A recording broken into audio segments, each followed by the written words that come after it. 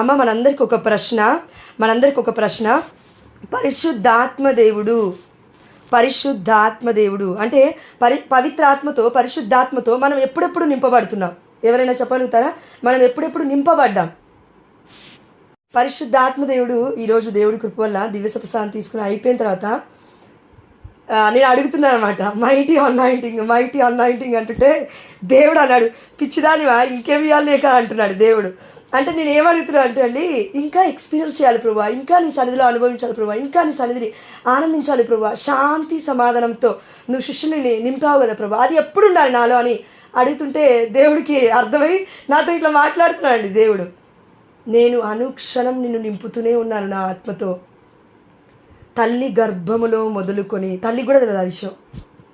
ఆదికాండం 2వ అధ్యాయం 7వ వచనం ప్రకారము యావే ప్రభువు తన చేతితో మనల్ని చేసుకున్నాడు, మట్టితో మానవుని చేసి. తల్లి మాతృ గర్భంలో మనకి ఊపిరి పోసుకుంటాం కదండి, ఆ క్షణం తల్లి కూడా తెలియదు కదా. దేవుడు తన యొక్క ఊపిరిని మానవుడి ముక్కు రంధ్రంలో, నాసికా రంధ్రములలో ఊదెను, మానవుడు జీవము గలవాడేను. జీవం అంటే ఈజ్ ఈక్వల్ టు స్పిరిట్, ఆత్మ, దేవుని ఆత్మ, పరిశుద్ధాత్మ. పాత నిబంధనలో మనం చూస్తే పరిశుద్ధాత్మ అని లేదు, కానీ దేవుడి ఆత్మ అని ఉంది.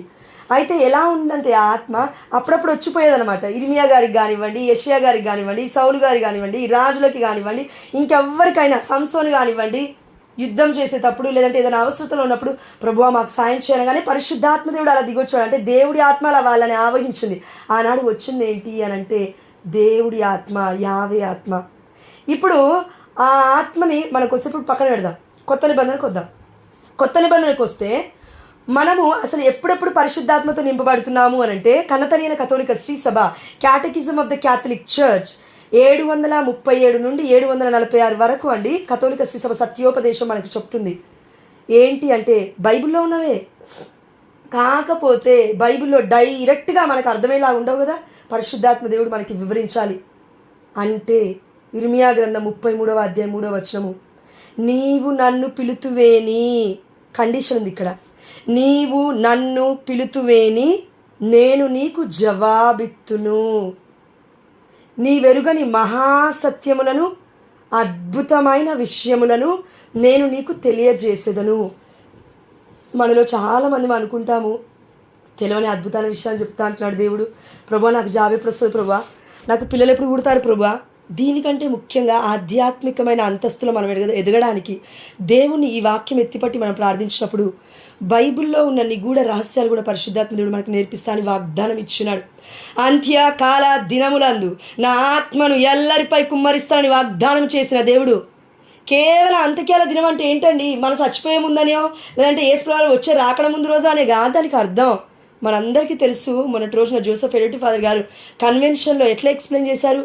అంతిమ దినము అని అంటే ఇంకా మనకి హోప్ లేదు, నిరీక్షణ లేదు, ఇంకా జీవించలేమేమో, జీవచ్చలాగా ఉంటావేమో, వామో భర్త మారట్లేడు ఎన్నో సంవత్సరాలైంది, వామో పిల్లలు పుట్టట్లేరు ఎన్నో సంవత్సరాలైంది, వామో నా కుటుంబ సభ్యులు మారతలేరు ఎన్నో సంవత్సరాలు అయిపోయింది, వామో నేను కూడా మారతలేను ఎన్నో సంవత్సరాలైంది. ఏంటి ప్రభువా ఈ భయంకరమైన పరిస్థితిని తట్టుకోలేని పరిస్థితి, ప్రసవ వేదన అనుభవించే సమయము అంతిమ కాల దినము అని అర్థం అని ఫాదర్ జోసెఫ్ గారు ఎడిటి గారు చాలా క్లియర్గా చెప్పారు. నేను షార్ట్కట్గా చెప్తున్నాను. ప్రియమైన దేవుడి బిడ్డలారా, అంత్యకాల దినములందు నా ఆత్మను ఎల్లరిపై కుమ్మరిస్తానంటే అప్పుడు ప్రవక్తలకి అదే పరిస్థితి ఉంది. ఎంతోమంది హింసించారు, కొట్టారు, తిట్టారు, నిందావమాన పాలు చేశారు. రాజులైనా ఇంకెవ్వరినైనా అండి, ప్రతి ఒక్కరు కూడా అంత్య దినముల నుండే వచ్చారు. అంత్య దినముల ఎక్స్పీరియన్స్ వాళ్ళకు ఉంది. ఇంకా నేను బ్రతకలేను అన్న పరిస్థితి నుంచే వచ్చారు వాళ్ళందరూ కూడా. కానీ వారందరితో పరిశుద్ధాత్మ పాత నిబంధనలు మనం చూస్తే నేను ఎప్పుడు మీతో ఉంటానని వాగ్దానం చేయలేదు అక్కడ. కానీ యేసుప్రభువు వారు ఏమన్నారంటే, ఇదిగో భూ దిగంతముల వరకు నేను మీతో ఉంటాను. ఆమేన్ హల్లెలూయా. ఇప్పుడు నేను వెళ్తే కానీ పరిశుద్ధాత్మ దేవుడు మీ దగ్గరికి రాడు, నేను వెళ్తే కానీ ఆదరణకర్త మీ దగ్గరికి రాడు. ఇదిగో నేను చెప్తున్న విషయాలు మీకు అర్థం అవుతున్నాయా? నేను మళ్ళీ వస్తాను, కొద్ది కాలం తర్వాత మళ్ళీ వస్తాను, కొద్ది కాలం తర్వాత మళ్ళీ వస్తాను అని యోహాను సువార్త 16వ అధ్యాయంలో మనం చూస్తున్నాం. ప్రియమైన దేవుడు బిడ్డలారా, దేవుడి ఆత్మ పాత నిబంధనలో యావే ఆత్మ, యేసు ఆత్మ అని కూడా సంబోధించబడుతుంది కొత్త నిబంధనలో. మరి ఆత్మ పేరేంటయ్యా అంటే యావే ఆత్మ ప్లస్ యేసయ్య ఆత్మ ఈజ్ ఈక్వల్ టు పరిశుద్ధాత్మ. తండ్రి కుమార పరిశుద్ధాత్మ దేవుడు. చూడండి, మనకు కరెక్ట్గా అర్థం కావాలంటే తండ్రి మొదటిగా ఉంటాడు, పిత, పుత్ర, మనం ఎమ్మటి పరిశుద్ధాత్మ అనము. రెండో పర్సన్ పరిశుద్ధాత్మ కాదు, రెండో పర్సన్ జీసస్. ఎస్, పిత, పుత్ర. పిత సర్వేశ్వరుడు ఎలా ఉన్నాడు అని పరిశుద్ధమైన గ్రంథాన్ని మనం అడిగితే చూస్తే మత్తయి సువార్త 16వ అధ్యాయం 18వ వచనంలో చూస్తూ ఉన్నాము. పేతురు వచ్చి అంటున్నాడు, ప్రభువా నీవు దేవుడి కుమారుడు అన్నప్పుడు యేసు వారు తిరిగి మళ్ళీ అంటున్నారు, నీకు ఈ విషయాన్ని తెలియజేసింది పేతురు, నేను నిజమైన దేవుడి కుమారుడని ఈ విషయాన్ని నీకు తెలియజేసింది ఎవరంటే నా తండ్రియే కానీ రక్త మాంసములు కాదు. అంటే హీఈస్ ఎ స్పిరిట్, ఆత్మ. యావే ప్రభుకి శరీరం లేదు, దేహం లేదు. అందుకే మరియ తల్లిని ఎన్నుకొని మరియ తల్లిని పుట్టించుకొని మరి ఆ తల్లి నిష్కలంకంగా పుట్టాలి అని దేవుడి ప్రణాళిక. మనమే రాజులం, రాణులం, అధికారులం, ప్రవక్తలం, గురువులం, గురుకులము అని అంటే ఇంకా మరియ తల్లి ఏమవ్వాలి? మనందరికీ రాని. ఆమేన్. కాబట్టి ప్రియమైన దేవుడి బిడ్డలారా, ఆ తల్లి గర్భము ద్వారా దేవుడే ఇష్టపడి ఈ లోకానికి వచ్చాడు. అందుకే మనము పిత సర్వేశ్వరుడు, పుత్ర సర్వేశ్వరుడు, పవిత్రాత్మ సర్వేశ్వరుడు, మూడో పర్సన్గా హోలీ స్పిరిట్ని పిలుస్తున్నాం, పరిశుద్ధాత్మని పిలుస్తున్నాం. అందుకే పరిశుద్ధాత్మ ఇప్పుడు అందరిపై ఎల్లరిపై కుమ్మరించబడిన తర్వాత వెళ్ళిపోవట్లేదు. నువ్వు వెళ్ళమన్నా వెళ్ళడు దేవుడు, నువ్వు నేను వెళ్ళమన్నా వెళ్ళడు. ఆనాడు కొంచెం పాపం చేసేసరికి పాత నిబంధనలో ప్రవక్తలు కింద మీద పడేవాళ్ళండి. సంసోను చూడండి, అక్కడ ఒక గుహ దగ్గరికి వెళ్ళిన తర్వాత 1000 మంది వచ్చారు చంపడానికి. సంసోన్ని దొరికాడు, చంపేద్దాం కానీ. ఆ సమయంలో సంసోను అడుగుతున్నాడు, ప్రభువా నేను పాపం చేశాను, నన్ను మన్నించు, అయితే నీ ఆత్మని ఒక్కసారి నా మీద వదులు, నీ ఆత్మని నన్ను ఆవహించేలాగా చేయయ్యా అని బ్రతిమాలుతున్నాడు సంసోను. ప్రియమైన దేవుడు బిడ్డారా, అంటే బ్రతిమాలుతున్నా అంటే విడిచిపెట్టేశాడు దేవుడు. పాపం చేయగానే విడిచిపెట్టేశాడు. సౌలుని కూడా దేవుడి ఆత్మ వదిలేసింది, దేవుడి నుండి వచ్చిన మరొక ఆత్మ సౌలుని పట్టుకుందనుంది. దేవుడి నుంచి వచ్చిన మరొక ఆత్మ సౌలుని పట్టుకోవడం ఏంటి? సాతాను ఆత్మ. సాతాను ఆత్మ కూడా దేవుడి నుంచి వస్తుందా? అవును, వచ్చింది. ఎలా వచ్చింది? లూసిఫర్ దేవుడి నుంచి వచ్చాడు కదా, దేవుడి యొక్క సన్నిధి నుండి దేవదూత మొట్టమొదటిగా లూసిఫర్. కానీ దేవుడికి అవిధేయత చూపించి గర్వముతో కింద పడిపోయాడు. అందుకే ఆ లూసిఫర్ గర్జించు సింహం వల్ల ఎవరిని మృంగుదునా అని చూస్తున్నాడు. అదే ఆపోజిట్గా పరిశుద్ధాత్మదేవుడు నా బిడ్డల్ని ఎట్లా రక్షించుకోవాలని ఆదరణ కర్తవలే మనలో ఉండే యుద్ధం చేస్తున్నాడు. బయట ఉండి యేసయ్య యుద్ధం చేయట్లేడు. Jesus is equal to holy spirit. పరిశుద్ధాత్మ అంటే దేవుడి ఆత్మ అనంటే, యావే ఆత్మ అనంటే ఈజ్ ఈక్వల్ టు యేసయ్య. పాత నిబంధన మొత్తం ఒక నీడ వంటిది, కొత్త నిబంధన మొత్తము నెరవేర్పు వంటిది. ప్రియమైన దేవుడి బిడ్డలారా, ధర్మశాస్త్ర గ్రంథం అంటే మొట్టమొదటిగా మనం 5 పంచగ్రంథాలు అన్నాము. అదేంటి? మోజెస్ లా అంటాము. ఆదికాండము, నిర్గమాకాండము, లేవియకాండము, ద్వితీయోపదేశకాండము, సంఖ్యాకాండము. ఈ 5టిని మొట్టమొదటిగా మన పండితులు ఏమన్నారంటే లా, మోజెస్ లా, మోషే ధర్మశాస్త్రం అన్నారు. కొన్ని సంవత్సరాలు గడిచిపోయిన తర్వాత ధర్మశాస్త్రం అని అంటే దేన్ని అన్నారంటే ఆ యొక్క 5 గ్రంథాలతో పాటు ఇక్కడ ప్రవక్తల గ్రంథాలు అన్నీ ఉన్నాయి కదా, అవన్నీ కూడా కలగలుపుకొని పాత నిబంధన మొత్తం ధర్మశాస్త్ర గ్రంథం అన్నారు.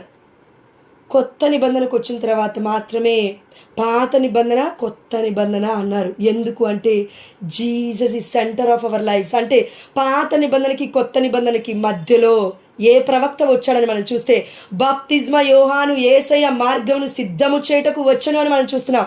ప్రియమైన దేవుడు బిడ్డలారా, పరిశుద్ధాత్మ లేనిదే బాప్తిస్మ యోహాను గారు ఎలా ప్రకటించారు అంటే పరిశుద్ధాత్మ దేవుడు ఉన్నాడు. ఎక్కడి నుంచి ఉన్నాడు? మరియ తల్లి అందరికంటే ముఖ్యంగా మనందరం గుర్తుపెట్టుకున్న ఈ సమయంలో ప్రపంచం మొత్తము పరిశుద్ధాత్మని పొందుకోక ముందే మరియ తల్లి మాత్రమే దేవుడి బిడ్డగా, పరిశుద్ధాత్మ దేవుడికి ప్రియురాలిగా, దేవుడికి యావే ప్రభుకి ముద్దు బిడ్డగా, పరిశుద్ధాత్మ దేవుడికి ప్రియురాలుగా, యేసు వారికి దేవుడికి తల్లిగా ఆ తల్లిని దేవుడు నిర్ణయించుకున్నాడు. కాబట్టి ఆత్మ ఆల్రెడీ అమ్మలో ఉంది. ఒకటి చెప్తాను. ఇప్పుడు మొట్టమొదటిగా మనం పుట్టకముందు పుట్టినప్పుడు దేవుడు ఒక కృప అనేది ఇచ్చాడు, అదేంటి అనుగ్రహం ఏంటంటే మనం ఫ్రీగా పుట్టాము. మనం ఏం కష్టం చేయలే. తల్లి గర్భంలో పుట్టాలంటే మనం ఏం పనులు చేయలే, మనం ఏం ప్రార్థన చేయలే, మనం ఏమీ చేయలే. ఆటోమేటిక్గా అలా పుట్టేసాము అంతే, దేవుడి కృప వల్ల. ఇది కృప, ఉచితంగా దేవుడి ఆత్మ మనకిచ్చాడు. ఇది ఫస్ట్ స్టేజ్. రెండో స్టేజ్, దేవుడికి తెలుసు మనకి ఎప్పుడు ఎక్కడ ఎలాంటి పరిస్థితులు ఎదురవుతాయో ఆ బాధలను, ఆ నిందలను, ఆ అవమానాలను తట్టుకోవడానికి పరిశుద్ధాత్మ శక్తిని ఇస్తాడు. ఈవెన్ ప్రవక్తలకు కూడా అప్పుడు ఇచ్చాడు, పాత నిబంధనలో కూడా. దాన్ని ఏమంటామంటే మీ నిగ్రహ శక్తికి మించి మీరు శోధింపబడనేరరు. ఇది రెండవది. మూడవది, అమ్మ మరియ తల్లి అంటే కొత్త నిబంధనకు వచ్చిన తర్వాత మరియ తల్లి మీద ఉన్న పరిశుద్ధాత్మ నెక్స్ట్ అంటే ఫ్యూ డేస్, కొన్ని మంత్స్లోనే ఎవరి దగ్గరికి వెళ్ళిందంటే అమ్మ మరియ తల్లి ఎలిజబెత్తమ్మ వారింటికి వెళ్ళింది. ఎలిజబెత్తమ్మ గర్భములో ఉన్న శిశువు పరిశుద్ధాత్మతో పరిపూర్ణురాలైంది. ఆ తల్లి పరిశుద్ధాత్మతో పరిపూర్ణంగా ఎలిజబెత్తమ్మ గర్భములో ఉన్న బప్తిస్మ యోహాను గారు నింపబడ్డారు. ఇప్పుడు అంటూ ఉంది, ఎలుగెత్తి ఇట్లు పలుకుతుంది, స్త్రీలందరిలో నీవు ధన్యురాలవు. ప్రభు పలికిన వాక్కులు నెరవేరునని నెరవేరునని నెరవేరునని విశ్వసించిన నీవు ఎంత ధన్యురాలవు. ప్రియమైన దేవుడు బిడ్డలారా, పరిశుద్ధాత్మ ప్రేరణ ఉన్నవాళ్ళు తప్ప అంత ఎగ్జాక్ట్గా ఎవరు మాట్లాడరు. వితౌట్ అట్టరెన్స్ అంటే ఏమంటారండి దాన్ని, పొల్లు పోకుండా ఎవరు మాట్లాడరు. పరిశుద్ధాత్మ ప్రేరణతో నింపబడింది ఎలిజబెత్తమ్మ అని అక్కడ ఉంది వాక్యం. లూకాసు వార్త 1వ అధ్యాయం 2వ అధ్యాయం ఒకసారి మొత్తం చదవండి. ఇంతకుముందు మనం ధ్యానించాము కాబట్టి నేను షార్ట్కట్గా వెళ్తున్నాను. అక్కడ 1వ అధ్యాయంలో ఇదిగో జకర్యా ఆ కుమారుడు, మీకు పుట్టబోయే కుమారుడు బప్తిస్మ యోహాను, ఎలాంటివి కూడా మీరు అయోగ్యకరమైనది తినకూడదు, తాగకూడదు, ద్రాక్షరసము తాగకూడదు అని చెప్పారు. అయితే బిడ్డ తన తల్లి గర్భములో ఉన్నప్పుడే పరిశుద్ధాత్మతో నింపబడతాడు అని దేవదూత అంటే దేవుడి దూత దేవుడే చెప్పాడు జకర్యా గారికి. దివ్యమైన బలిపీఠం దగ్గర దేవుడి సన్నిధిలో ధూపం వేస్తూ ఉన్నప్పుడు అది ఎక్కడ నెరవేరిపోయిందంటే అదే లూకాసు వార్త 2వ అధ్యాయం దగ్గర 1వ అధ్యాయము 45-46 వర్షాల దగ్గర మనం చూస్తున్నాం. పరిశుద్ధాత్మతో నింపబడి ఉంది ఎలిజబెత్తమ్మ. తన గర్భములో ఉన్న శిశువు ఏమనుంది, గంతులు వేశాడు. ఇది నోటిట్. గర్భంలో ఉన్న శిశువు గంతులు వేశాడు అని మొదటి వాక్యం ఉంది. మళ్ళీ 2 వాక్యాల కిందికి వస్తే మనము నా గర్భములో ఉన్న శిశువు గంతులు వేశాడని చెప్పట్లేదు ఎలిజబెత్తమ్మ, ఆనందముతో గంతులు వేశాడు. ఆమేన్, హల్లెలూయా. పరిశుద్ధాత్మ పరిపూర్ణంగా ఏ బిడ్డలో అయితే ఉంటుందో, పరిపూర్ణంగా దేవుడి కృప చొప్పున పొందుకుంటారో, ఎన్ని కష్టాలున్నా, ఎన్ని నిందలున్నా, ఎన్ని అవమానాలున్నా దేవుడిలో పరిపూర్ణమైన ఆనందాన్ని వాళ్ళు అనుభవించగలుగుతారు. ఎవరికి సాధ్యమదంటే పరిశుద్ధాత్మతో పరిపూర్ణంగా నింపబడ్డ వాళ్ళకి మాత్రమే. అందుకే ఆ డిఫరెన్స్ పరిశుద్ధాత్మ దేవుడు చెప్తున్నాడు. మొదటిగా పరిశుద్ధాత్మతో నింపబడ్డాడని ఉంది గర్భంలో ఉన్న బిడ్డ పిండము, అదేవిధంగా ఎలిజబెత్తమ్మ గారు. కానీ ఎలిజబెత్తమ్మ ఇప్పుడు ఎలుగెత్తి పలుకుతుంది. ఎందుకంటే she is feeling rejoice in her womb at the same time in heart. మన యొక్క హృదయంలో ఏదైనా ఆనందం కలిగితే మొత్తం ఒళ్ళు అంతా, దేహం అంతా కూడా ఆరోగ్యంగా ఉంటుందండి. ఆనందంగా చిరునవ్వు నవ్వితే ఎదుటి వాళ్ళు చూసేవాళ్ళు కూడా ఆనందపడతారు. అరే మాట్లాడబుద్ధి అవుతలేదు అన్న వాళ్ళకు కూడా మాట్లాడబుద్ధి అవుతుంది. అంతెందుకండి, నువ్వు నేనున్నావు, ఎవరో అన్నోన్ పర్సన్, మన ఇద్దరమే అనుకుందాం. ఎప్పుడో మెట్టుకూడ చర్చిలో దేవుడి కృపలో కలిసావు. నువ్వు నన్ను చూసినప్పుడు ఎలా చూసావు, నేను నిన్ను చూసినప్పుడు ఎలా చూశాను? నువ్వు నన్ను చూసినప్పుడు సీరియస్గా చూసావు, నేను నిన్ను చూసినప్పుడు నవ్వానా లేదా? ఎవరు నవ్వమన్నారు ఆ టైంలో? పరిశుద్ధాత్మ దేవుడు. ప్రియమైన దేవుడు బిడ్డలారా, నేను నవ్వి అయిపోయిన తర్వాత నువ్వు నవ్వావు తిరిగి.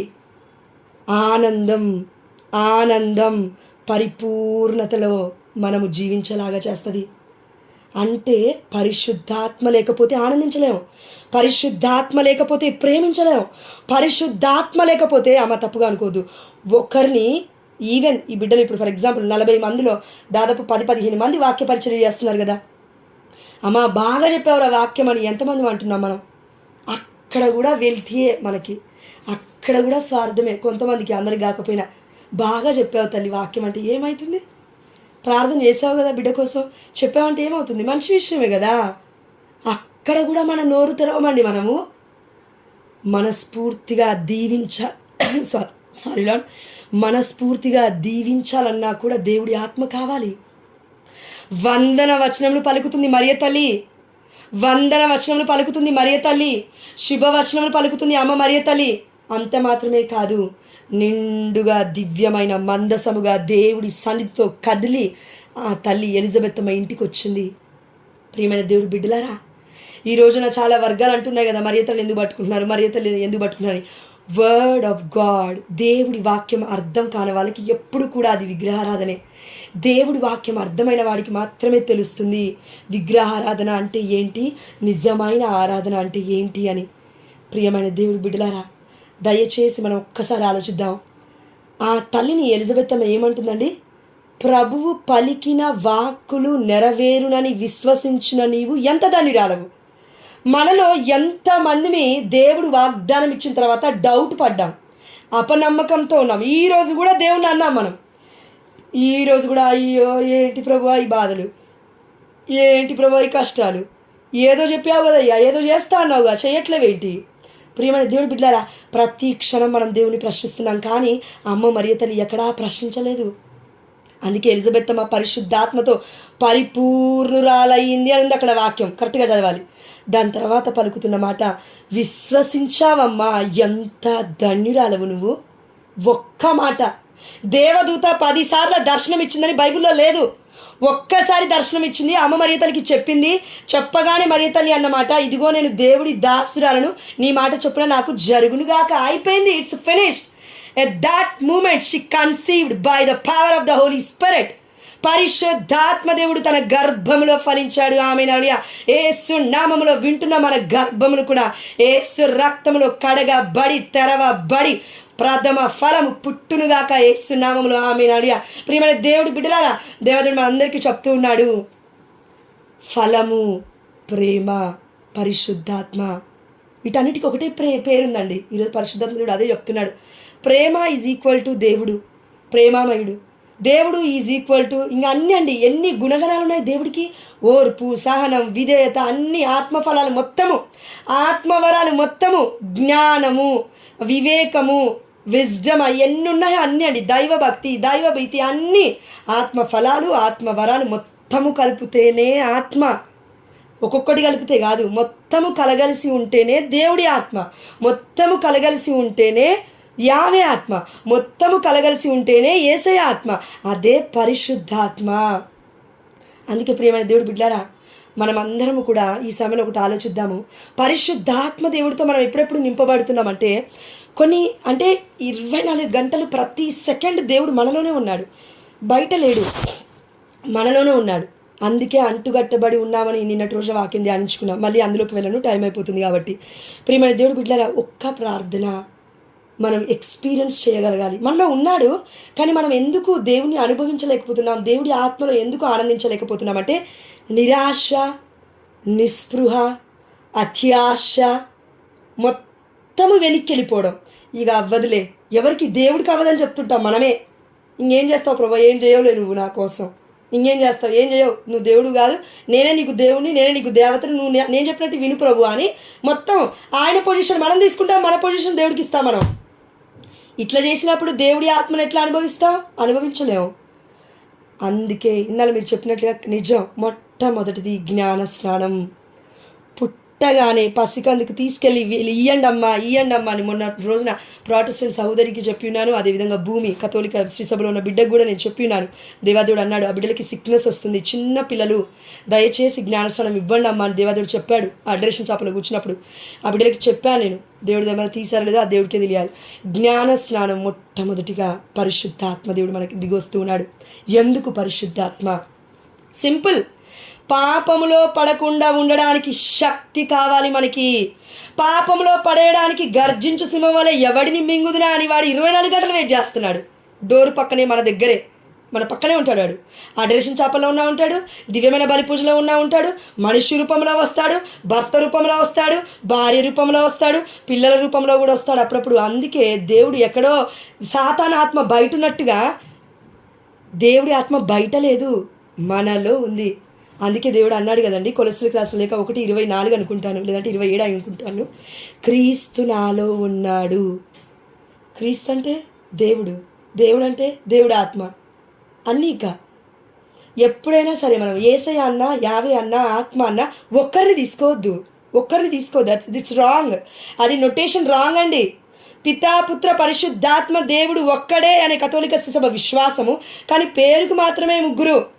ఇది ఎట్లా అర్థం అవ్వాలి? మనము వచ్చే సండే ఆదివారం రోజున మనం అందరం కూడా ఏ పండుగను కొనియాడుతున్నామమ్మా? వేసాక హోలీ ట్రినిటీ, గాడ్ వన్, ఒకే దేవుడు అని మనము ముగ్గురు పేరుకి కానీ ఒకే దేవుడు అని మన కన్నతరైన కథోలిక సభ ప్రకటిస్తుంది. ఇది మనకు అర్థం అవ్వాలి అంటే సూర్యుడు యావే ప్రభు. అమ్మ నేను దేవుని సూర్యుడు అంటలే అమ్మ, కరెక్ట్ గుర్తుపెట్టుకోండి. దేవుడే సృష్టించింది, సృష్టి మొత్తం దేవుడే సృష్టించాడు. దేవుడు బియాండ్ అవర్ థాట్స్. ఎగ్జాంపుల్గా చెప్తున్నాను, సూర్యుడు ఫర్ ఎగ్జాంపుల్ యావే ప్రభు అనుకుందాం. సూర్యుడి నుంచి ఇప్పుడు ఏమొస్తుంది? ఎండ వస్తుంది. ఎండ వస్తుంది, వేడిగా ఉంది. ఎండ అంటే వెలుగు. సూర్యుడు ఈజ్ ఈక్వల్ టు వెలుగు ప్లస్ ఎండ. విపరీతమైన ఎండ, మంటగా ఉంది. అదేవిధంగా వెలుగు కూడా ఇస్తుంది సూర్యుడు, అవునా? అదేవిధంగా యావే ప్రభువు ఈజ్ ఈక్వల్ టు యేసుప్రభువు వారు ప్లస్ ఆత్మ, పరిశుద్ధాత్మ. ఇప్పుడు మనం కలగలుపుకుంటే అర్థమైపోతుంది. సూర్యుని నుంచి ఏ విధంగా అయితే వెలుగు వస్తుందో, సూర్యుని నుంచి ఏ విధంగా అయితే వేడి వచ్చినప్పుడు మనకి హీట్ తెలుస్తూ ఉందో, యావే ప్రభు నుంచి ఆత్మ వచ్చింది. యావే ప్రభు నుంచి యేసయ్య వచ్చాడు దేవుడి మహిమ నుండి. ఇది మనకు అర్థం కావాలి. అందుకే కదా ఒక పునీతుడు ఒక బెడ్షీట్ని, ఒక దుప్పటిని 3 మడతబెట్టి, మొదటిది యావే, 2 యేసయ్య, 3 పరిశుద్ధాత్మ. సింపుల్ అయ్యా అని తండ్రి గారికి ఎక్స్ప్లెయిన్ చేశాడు, బిషప్ గారికి. మన జీవితంలో కూడా అంతే. కాబట్టి ప్రియమైన దేవుడు బిడ్డలారా, పరిశుద్ధాత్మ దేవుని మనం ఎలా ఇన్వైట్ చేయాలి ప్రతి క్షణం అంటే కూడా, ఎందుకు పరిశుద్ధాత్మ దేవుని మనం అనుభవించలేకపోతున్నాం? మరి దేవుడు మనతోనే ఉన్నాడు కదా అంటే, మన పాప జీవితం, ఒప్పుకోలేని మనస్తత్వం, తీసుకోలేని మనస్తత్వం. అంతెందుకండి, ఈ రోజున మనం తీసుకుందాం A and B తీసుకుందాం. A and B ఎవరైనా 2 వ్యక్తులు తీసుకుంటే, 2 మంచి స్నేహితులు అనుకుందాం, లేదంటే అసలు ఎవరెవరో ఎక్కువ కూడా తెలీదు. కానీ అమ్మ నీలో ఇలాంటి బ్యాడ్ థింగ్స్ ఉన్నాయి తల్లి అని A Bతో చెప్పింది, B Aతో చెప్పింది. ఆ ఇద్దరిట్లలో మ్యాక్సిమము ఎవరన్నా ఒక్కరు మాత్రమే కంప్లీట్గా యాక్సెప్ట్ చేస్తారు. అవును ఈ బిడ్డ చెప్పిందంటే నిజమే, ఏదో మార్చుకోవాలి అని దేవుని ఆ బిడ్డ అప్రోచ్ అయిందనుకోండి, అదేంటి? దేవుడి ఆత్మ ప్రేరణ. ఈమె ఎందుకు చెప్పింది నాకు? ఈమెకి ఏం అవసరం? ఆమెకి ఏంటి? నేను ఎట్లుంటే, నేను బతికితే నీకేంటి, నేను వస్తే నీకేంటి? ఈ యొక్క వితండవాదం ఉంటుంది చూశారు, అది సాతాను ఆత్మ. అది యాక్సెప్ట్ చెయ్యనీయదు, నిద్ర ఓనియదు, మనశ్శాంతిగా జీవించనీయదు. కానీ దేవుడి ఆత్మ ఏం చేస్తుంది అంటే ఎమ్మటే యాక్సెప్ట్ చేస్తుంది, అంగీకరిస్తుంది. నాలో ఉన్న మిస్టేక్స్ని అంగీకరించి, ప్రభువా నీకు సరెండర్ చేస్తున్నాను, నీ చిత్త ప్రకారం నన్ను నడిపించు ప్రభువా, నీ చిత్తం ఏంటో చెప్పు ప్రభువా అని అన్నీ యాక్సెప్ట్ చేసుకొని, నేనెంత ప్రభువా నీ ముందు, ఎవరు ఏం చెప్పినా కూడా అది నీ చిత్త ప్రకారమే చెప్తున్నారు, నువ్వు చేయకపోతే, నువ్వు ఆజ్ఞాపించకపోతే ఆ బిడ్డ నా వరకు రాదు ప్రభువా అని ఎప్పుడైతే ఒక పాజిటివ్ మైండ్తో, పరిశుద్ధాత్మ ప్రేరణతో మనం ముందుకెళ్తామో అప్పుడే సక్సెస్ ఉంటుంది జీవితంలో, ముఖ్యంగా ఆధ్యాత్మికతలో. ప్రియమైన దేవుడు బిడ్డలారా, దేవుడి ఆత్మ ఎప్పుడైనా యాక్సెప్ట్ చేస్తుంది. అది తప్పైనా, సత్యమైనా, అసత్యమైనా, అది ఏదైనా యాక్సెప్ట్ చేసి ఆలోచించి అప్పుడు దేవుడిలో ముందుకెళ్తుంది. ఆమేన్, హల్లెలూయా.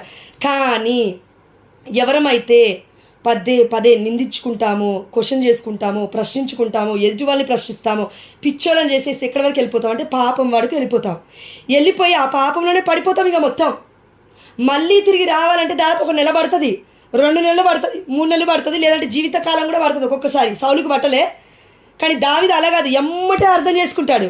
సౌలు అలా కాదు, సమూయేలు ప్రవక్త చెప్పింది కూడా నాకు అర్థం కావట్లేదు, సాకులు చెప్తున్నాడు. కానీ దావీదు దేవుడి హృదయానుసారుడు కాబట్టి, క్రీస్తు మనస్తత్వము, దేవుడి మనస్తత్వము దావీదులో ఉంది కాబట్టి 1 కొరింథీ 2:16 ప్రకారము తొందరగా అర్థం చేసుకున్నాడు. ఏమన్నాడు? దేవుడి బిడ్డ సౌలు, నేను ఆయనకి హాని చేయను. అదే మెంటాలిటీ సౌలుకి లేదు. అందుకే సౌలు అలా ఉన్నాడు, దావీదు ఇలా ఉన్నాడు. ప్రపంచం మొత్తం మారుమ్రోగుతుంది ఇప్పటికి కూడా దావీదు పేరు. అసూయ అనగానే సౌలు గురించి చెప్తారు, దేవుడు హృదయానుసారుడు అనగానే దావీదు గురించి చెప్తారు. అబ్బా ఎంత ధన్యత్వం అండి నిజంగా. ప్రియమైన దేవుడు బిడ్డలారా, పాపంలో మనం పడుతున్నామంటే సౌలు వలె గర్వము, లూసిఫర్ వలె గర్వం మనలో ఉందేమో, అందుకే పడిపోతున్నాం. అయినప్పటికీ దేవుడు విడిచిపెట్టాడు మనల్ని, విడిచిపెట్టాడు. ఎందుకంటే మన బలహీనతలు అని తెలుసు దేవుడికి. అందుకే దేవుడు ఏం చేశాడంటే జ్ఞాన స్నానం అని చిన్నప్పుడే ఇచ్చాడు. చిన్నప్పుడే పుట్టిన పసి కందప్పుడే ఇచ్చాడు. ఎందుకంటే నువ్వు నేను పడిపోతాం. తల్లిదండ్రుల పెంపకంలో కరెక్ట్గా ఉండదు. ఒక్కొక్కసారి పిల్లలు కూడా ఫోన్లకు అడిక్ట్ చేస్తారు, పిల్లలు కూడా దేనికొకదానికి అడిక్ట్ చేసి చంపుతారు ఇలా అని దేవుడికి తెలుసు ముందే. వాళ్ళని చూసే పెరుగుతారు, తల్లిదండ్రులు చూసే పిల్లలు పెరుగుతారు. ఈ పిల్లలు కూడా వీళ్ళు సర్వనాశనం చేసేటట్టున్నారు, నా పిల్లల్లాగా పెంచమని అంటుంటే వాళ్ళ పిల్లల్లాగా పెంచుతున్నారని దేవుడు బాధపడతాడండి. ఒక్కొక్కసారి ఒక తల్లి బాధపడుతుంది, నా పిల్లలు పెళ్ళిళ్ళు ఎంతవరకైనా నేను బ్రతుకుంటే చాలు జోష్న, నా పిల్లలు వాళ్ళకి పెళ్ళిళ్ళు అయ్యేంతవరకైనా నేను బ్రతుకుంటే చాలు జోష్న అంటుంటే నాకు బాధ అయింది. నీ పిల్లలు ఏంటక్క, దేవుడికి సరెండర్ చేయి. దేవుడు ఇస్తేనే నీ పిల్లలు అయ్యారు. దేవుడు ఇవ్వకపోతే నీకు పిల్లలు ఎక్కడా, నాకు పిల్లలు ఎక్కడా? దేవుడు ఇచ్చాడు మాది. వాయమ్మో ఏంటండి మనం ఏదో కోతగోసి నారేసి నీళ్లు పోసి సంపాదించుకున్నట్టు చేస్తున్నామేంటి? గర్భఫలం యెహోవా ఇచ్చు స్వాస్థ్యం, అది దేవుడిచ్చిన ఫ్రీ గిఫ్ట్, ఒక ఉచితమైన బహుమతి. అది పొందుకున్న వాళ్ళకి కూడా గింత గర్వం ఉంటే ఎట్లా అండి? దేవుని పక్కకు పెట్టేసి అంత గర్వం ఉండద్దు మనకి. ప్రియమైన దేవుడు బిడ్డలారా, మనం జ్ఞానస్నానం పిల్లలకి ఇప్పించడం ద్వారా మనం చేస్తున్న పాపాలకు కూడా వాళ్ళ మీద వెళ్ళకుండా ఉండడానికి దేవుడు ప్రొటెక్షన్ ఇస్తాడు, రక్షణ ఇస్తాడు. కాబట్టి చాలా విషయాలు ఉన్నాయి. కాబట్టి జ్ఞానస్నానం అక్కవారు చెప్పినట్లుగా పరిశుద్ధాత్మతో నింపబడతాము. దివ్య సప్రసాదం ఇచ్చినప్పుడు, ఫస్ట్ హోలీ కమ్యూనియన్ ఇచ్చినప్పుడు, మన బిషప్ గారు వచ్చినప్పుడు anointing of the holy spirit oil పెట్టి ఆ యొక్క నూనెని అప్లై చేసి మన యొక్క ఫోర్ హెడ్ పైన పరిశుద్ధాత్మ కోసం మన కోసం ప్రేయర్ చేస్తారు. చేయి పెడతారు మన హెడ్ మీద, మన యొక్క ఫోర్ హెడ్ మీద పెట్టి ప్రేయర్ చేస్తారు. భద్రమైన అభ్యంగనంలో కూడా పరిశుద్ధాత్మ దేవుడి యొక్క గ్రేస్, దేవుడి కృప వల్ల పరిశుద్ధాత్మ దేవుడు మన మీదికి దిగి వచ్చాడు. 3వది.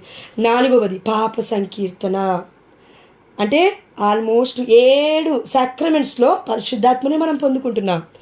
ఎందుకు పరిశుద్ధాత్మ? కోల్పోతున్నాము కదా దేవుడి సన్నిధిని మరలా తిరిగి అనుభవించడానికి. కానీ అప్పట్లో పాత నిబంధనలో వాళ్ళకి ఆ గ్రేస్ లేదు. ఎట్లా ఒప్పుకునేవాళ్ళు? వాళ్ళు వెళ్ళి పబ్లిక్లో ఒప్పుకునేవాళ్ళు, యాజకుల ముందల, ఆ యొక్క టెంపుల్స్ ముందల, సినగోగ్స్ ముందల వెళ్ళి యెరూషలేము దేవాలయం ముందు అందరూ ఒక 10 మంది, 20 మంది, 30 మంది, 40 మంది ఎట్ ఏ టైం పబ్లిక్గా ఒప్పుకునేవాళ్ళు. ఈరోజు అలా లేదండి. వెళ్ళి మనం రహస్యంగా ఒప్పుకుంటున్నాము, గురువు దగ్గరికి వెళ్ళి మనం జీవిస్తూ ఉన్నాము. అందుకే ప్రియమైన దేవుడు బిడ్డారా, మన గురించి కూడా దేవుడు ఆలోచించి ఏం చేస్తున్నాడంటే, యోహాను సువార్త 20వ అధ్యాయము 22, 23 వచనాలు. పరిశుద్ధాత్మ దేవుడు పెంతెకోస్తు పండుగ రోజు మాత్రమే దిగొచ్చాడా అపోస్తలుల మీదికి? 20వ అధ్యాయము 22వ వచనం నుంచి, యేసుప్రభుల వారు పునరుత్థానుడయ్యాడు. అప్పటికి ఇంకా మోక్షారోహణ అవ్వలేదు. ఈ సందర్భంలో పునరుత్థానుడైన యేసుప్రభుల వారు దర్శనం ఇస్తూ ఉన్నారు శిష్యులకి, వారి యొక్క పైగదిలో ఉన్నప్పుడు. అట్లు పలికి ఆయన వారి మీద శ్వాసను ఊది, ఊపిరిని ఊది పవిత్రాత్మను పొందుడు. ఆమేన్, హల్లెలూయా. ప్రియమైన దేవుడు బిడ్డలారా, పవిత్రాత్మ అని దేవుడే లిఖించాడు ఇక్కడ, పరిశుద్ధాత్మ దేవుడు. అంటే పెంతెకోస్తు పండుగకు ముందే పరిశుద్ధాత్మ వారితో ఉంది. ఎందుకు ఉంది అంటే, ఇది కొంచెం డీప్గా అర్థం చేసుకోవడానికి ప్రయత్నం చేద్దామండి. ఫర్ ఎగ్జాంపుల్, నిగ్రహ శక్తి దేవుడు మనకి ఇవ్వాలి.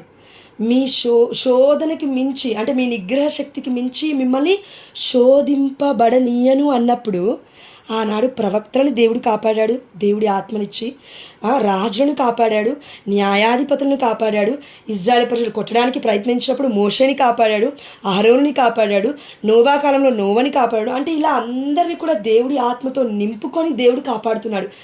ఎట్ ఏ టైం ఇండివిజువల్గా వాళ్ళకి దేవుడి ఆత్మ ఇవ్వబడింది. ఇక్కడ కూడా యేసయ్య ఆత్మని వీళ్ళకి ఇస్తూ ఉన్నాడు. ఎందుకు ఇస్తున్నాడు అంటే, there is a one grace here. ఒక స్పెషల్, ఒక కృప ఉందండి, ఒక అనుగ్రహం ఉంది. ఈ యొక్క ఆత్మను ఊదడం ద్వారా వాళ్ళు ఏదో ఒక కార్యము చేయాలి, ఒక స్పెషల్ ఇంటెన్షన్ కోసం. అర్థమవుతుంది మనకి? ఒక ప్రత్యేకమైన పని ఉంది అక్కడ. ఆత్మని దేవుడిచ్చాయంటే, ఫర్ ఎగ్జాంపుల్ ఎట్లా చెప్పాలి? ఫర్ ఎగ్జాంపుల్, ప్రభువా నాకు జ్ఞానం కావాలి, ప్రభువా నాకు జ్ఞానం కావాలి, ప్రభువా నాకు జ్ఞానం కావాలని మనం పదే పదే రోజు అడుగుతున్నాం. పరిశుద్ధాత్మ వరాలలో ఎన్నో వరాలు ఉన్నాయి కదా, 7 వరాలు ఉన్నాయి కదా. ఆ 7 వరాలలో నేనేమడిగాను దేవుని అంటే, ప్రభువా gift of understanding, gift of discernment. అంటే ఎవరు ఎట్లా మాట్లాడుతున్నారు, మాట్లాడినప్పుడు తీసుకునే, అర్థం చేసుకునే స్వభావాన్ని, పరిశుద్ధమైన గ్రంథం చదివినప్పుడు అర్థం చేసుకునే కృపని నాకు వసగు అని చెప్పేదాన్ని గిఫ్ట్ ఆఫ్ అండర్స్టాండింగ్ అంటారు. అంటే పవిత్రాత్మ వరాలలో ఒక్క వరం మాత్రమే ఇది, గిఫ్ట్ ఆఫ్ అండర్స్టాండింగ్ అనేది. విజ్ఞానము అని చెప్పొచ్చు, దైవ జ్ఞానము అని చెప్పొచ్చు అనమాట. ఇది అంటే ఇది నేను అడిగినప్పుడు దేవుడు నా మీద ఆత్మను ఊదాడు. ఆమేన్ హల్లెలూయా. అప్పుడు నాకు గిఫ్ట్ ఆఫ్ అండర్స్టాండింగ్ వచ్చింది. ఆమేన్ హల్లెలూయా. అదేవిధంగా ఇక్కడ ఈ ఆత్మని దేవుడు ఎందుకు ఇచ్చాడంటే ఒక వరాన్ని ఇస్తున్నాడు వాళ్ళకి. ఏంటంటే ఎవరి పాపములైనను మీరు క్షమించిన ఎడల అవి క్షమింపబడును, ఎవరి పాపములైనను మీరు క్షమింపని ఎడల అవి క్షమింపబడవు. ఇక్కడ క్లియర్గా వాక్యం సెలవిస్తుంది. అక్కడ తోమా లేడు అంటే అపోస్తులు తోమా కాకుండా ఇంకో కొంత ఉన్నారు కదా, మిగతా అపోస్తులు 11 మంది, వాళ్ళు మాత్రమే ఉన్నారు. అందుకే కన్నతలైన కథోలిక శ్రీసభను మనం ఏమంటామంటే the one holy Catholic and apostolic church. దర్శన గ్రంథం మొత్తం ఎవరైనా మీలో చదివి ఉంటే, ప్రకటన గ్రంథం అంటారమ్మా, అందులో చదివి ఉంటే మీరు చూడండి, అక్కడ 12 ద్వారములు ఉన్నాయి పరలోక రాజ్యంలో అని ఉంటుంది. 12 మంది అపోస్తల పేర్లు ఉన్నాయని ఉంటుంది పరలోక రాజ్యంలో భవనం పైన. అంటే ప్రియమైన దేవుడి బిడ్డలారా, దేవుడి నిర్మించిన సంఘము అపోస్తలత్వము వీరి మీద ఉన్నది ఎవరు అనంటే కథోలిక శ్రీ సభ. వారి పునాదుల మీద కట్టబడి ఉంది. యేసయ్య మూలరాయి ఉన్నాడు అనే విషయాన్ని మనం అందరం గుర్తుపెట్టుకోవాలి. అందుకే కథోలిక శ్రీ సభలోకి రండి, కథోలిక శ్రీ సభలోకి రండి, కథోలిక శ్రీ సభలోకి రండి అని ఎందుకు అంటున్నావు? 20 ఏళ్ళకి 30 ఏళ్ళకి అప్పుడు నేను పాపం చేస్తాను, అన్నీ చేస్తాను, అప్పుడు వచ్చి జ్ఞానస్నానం తీసుకుంటా అంటే అప్పలోపు పుట్టుక్కుమని ఎవరైనా పోయారనుకో, ఏ స్నానంలో దేవుడి చిత్తమైతే పోకుండా ఉండునుగాక. మరి చేసిన పాపాల ద్వారా పరలోక రాజ్యం వెళ్తామా? వెళ్ళం. ఒకటి సరే, వెళ్ళి పాస్టరయ్య దగ్గర పాస్టమ్మ దగ్గర ఎక్కడో ఒక దగ్గర మునిగాము నీళ్ళల్లో, తప్పకుండా పరలోక రాజ్యానికి వెళ్తామంటే వెళ్ళం. ఎందుకు అంటే పితా పుత్ర పరిశుద్ధాత్మ నామంలో జ్ఞానస్నానం తీసుకోవాలి అని మత్తయి సువార్త 28వ అధ్యాయం 20వ వచనంలో మనం చూస్తూ ఉన్నాము. పితా పుత్ర పరిశుద్ధాత్మ నామము. ప్రియమైన దేవుడి బిడ్డలారా, మనం అందరం గుర్తుపెట్టుకోవాలి, మనం తీసుకున్న జ్ఞానస్నానం అయోగ్యకరముగా తీసుకున్నామేమో, దేవుడికి ఇష్టపూర్వకంగా తీసుకోలేదు. అందులో కూడా అసలు దేవుడి చిత్తం ఉందో లేదో మనం అడిగామో లేదో, మరి ఇప్పటికైనా అడిగాం కాబట్టి దేవుడు సత్యంలో నడిపిస్తూ ఉన్నాడు. అయితే ఇక్కడ పరిశుద్ధాత్మని ఆల్రెడీ యేసయ్య ఇచ్చాడు. పెంతెకోస్తు పండుగకి ముందే మొదటిగా మరియ తల్లికి ఇచ్చాడు. ఆల్రెడీ దేవుడు యేసయ్య పుట్టక ముందే తండ్రి యెహోవా కృప చొప్పున మరియ తల్లి సర్వోన్నతిని శక్తి నిన్ను ఆవరించును, పరిశుద్ధాత్మ నీపై వేంచేయును, పవిత్ర శిశువుకి నీవు జన్మనిస్తావు. ఆమేన్ హల్లెలూయా. కానీ ఒక డిఫరెన్స్ ఉంది. ఈ ప్రపంచంలో నా ప్రతి బిడ్డ ఆర్డినరీగా పుట్టాడేమో, దేవుడి ఆత్మతోనే పుట్టాడు, దేవుడే ఊపిరి ఊదాడు. కానీ యేసుప్రభుల వారికి మరియ తల్లికి మధ్యలో ఉన్న సత్సంబంధం ఏంటి అంటే నిష్కలంకమైన మాత. అపవిత్రతనే అంటలేదు. మనందరికీ ప్రపంచం మొత్తానికి కూడా అపవిత్రత ఉంది. ఏంటి అది?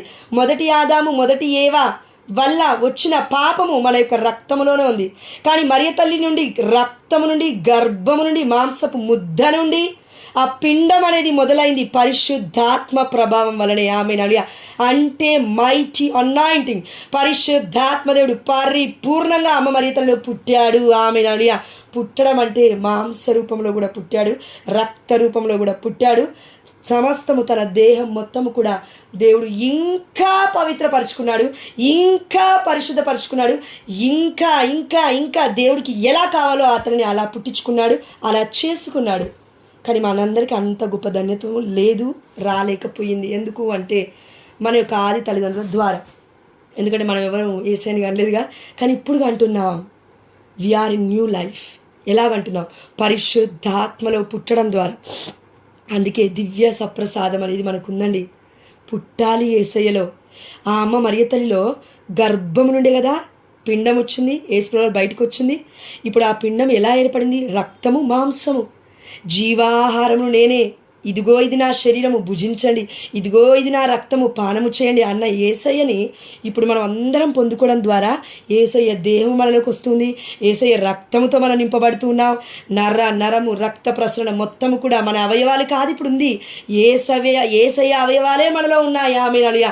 యేసయ్యలో ఉన్న గుణగణాలే మనలో ఉన్నాయి. ఆమేన్ హల్లెలూయా. ఇది నేను చెప్పట్లేను, పరిశుద్ధమైన గ్రంథం చెప్తుంది. ఇక జీవించినది నేను కాదు, క్రీస్తే నా యందు జీవించుచున్నాడు. క్రీస్తు మనస్తత్వము నాలో ఉన్నది. 1 కొరింథీ 2:16 ఆల్రెడీ ధ్యానించుకున్నాం. అంటే మనస్తత్వం అంటే ప్రియమైన దేవుడు బిడ్డలారా, mind and soul and everything దేవుడు చెప్పినట్లే, ఇక దేవుడు చెప్పినట్లే చేస్తాడు. ఆ యొక్క మనం ఎప్పుడైతే ఇది నమ్ముతామో, ఇది విశ్వసిస్తామో, ఈ వాక్యం ఎక్కడైనా ఉందంటే యెషయా గ్రంథంలో ఇంతకుముందుకు నేను యూట్యూబ్ ఛానల్లో పెట్టానమ్మా. మరియ తల్లి అందరినీ ఆహ్వానిస్తూ ఉంది. ఇదిగో రండి, భుజించండి, ఇదిగో రండి, పానము చేయండి అని పిలుస్తుంది ఆ తల్లిని. ఎందుకు పిలుస్తుంది ఆ తల్లి మనల్ని అందరినీ?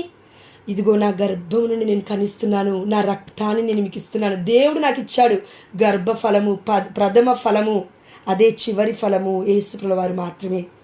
పరిశుద్ధమైన గర్భము నుండి దేవుడు ఒక్కడే వచ్చాడు. ఆ దేవుడు యేసయ్య మాత్రమే. మళ్ళీ యేసయ్య వచ్చిన ప్లేస్ నుంచి ఇంకొకరు ఎట్లా వస్తారండి? రారట్లా. అది అపవిత్రం అవుతుంది కదా, వేరే వాళ్ళు మాట్లాడుతున్నారు కదా. అందుకని చెప్తున్నారు ప్రియమైన దేవుడు బిడ్డలారా.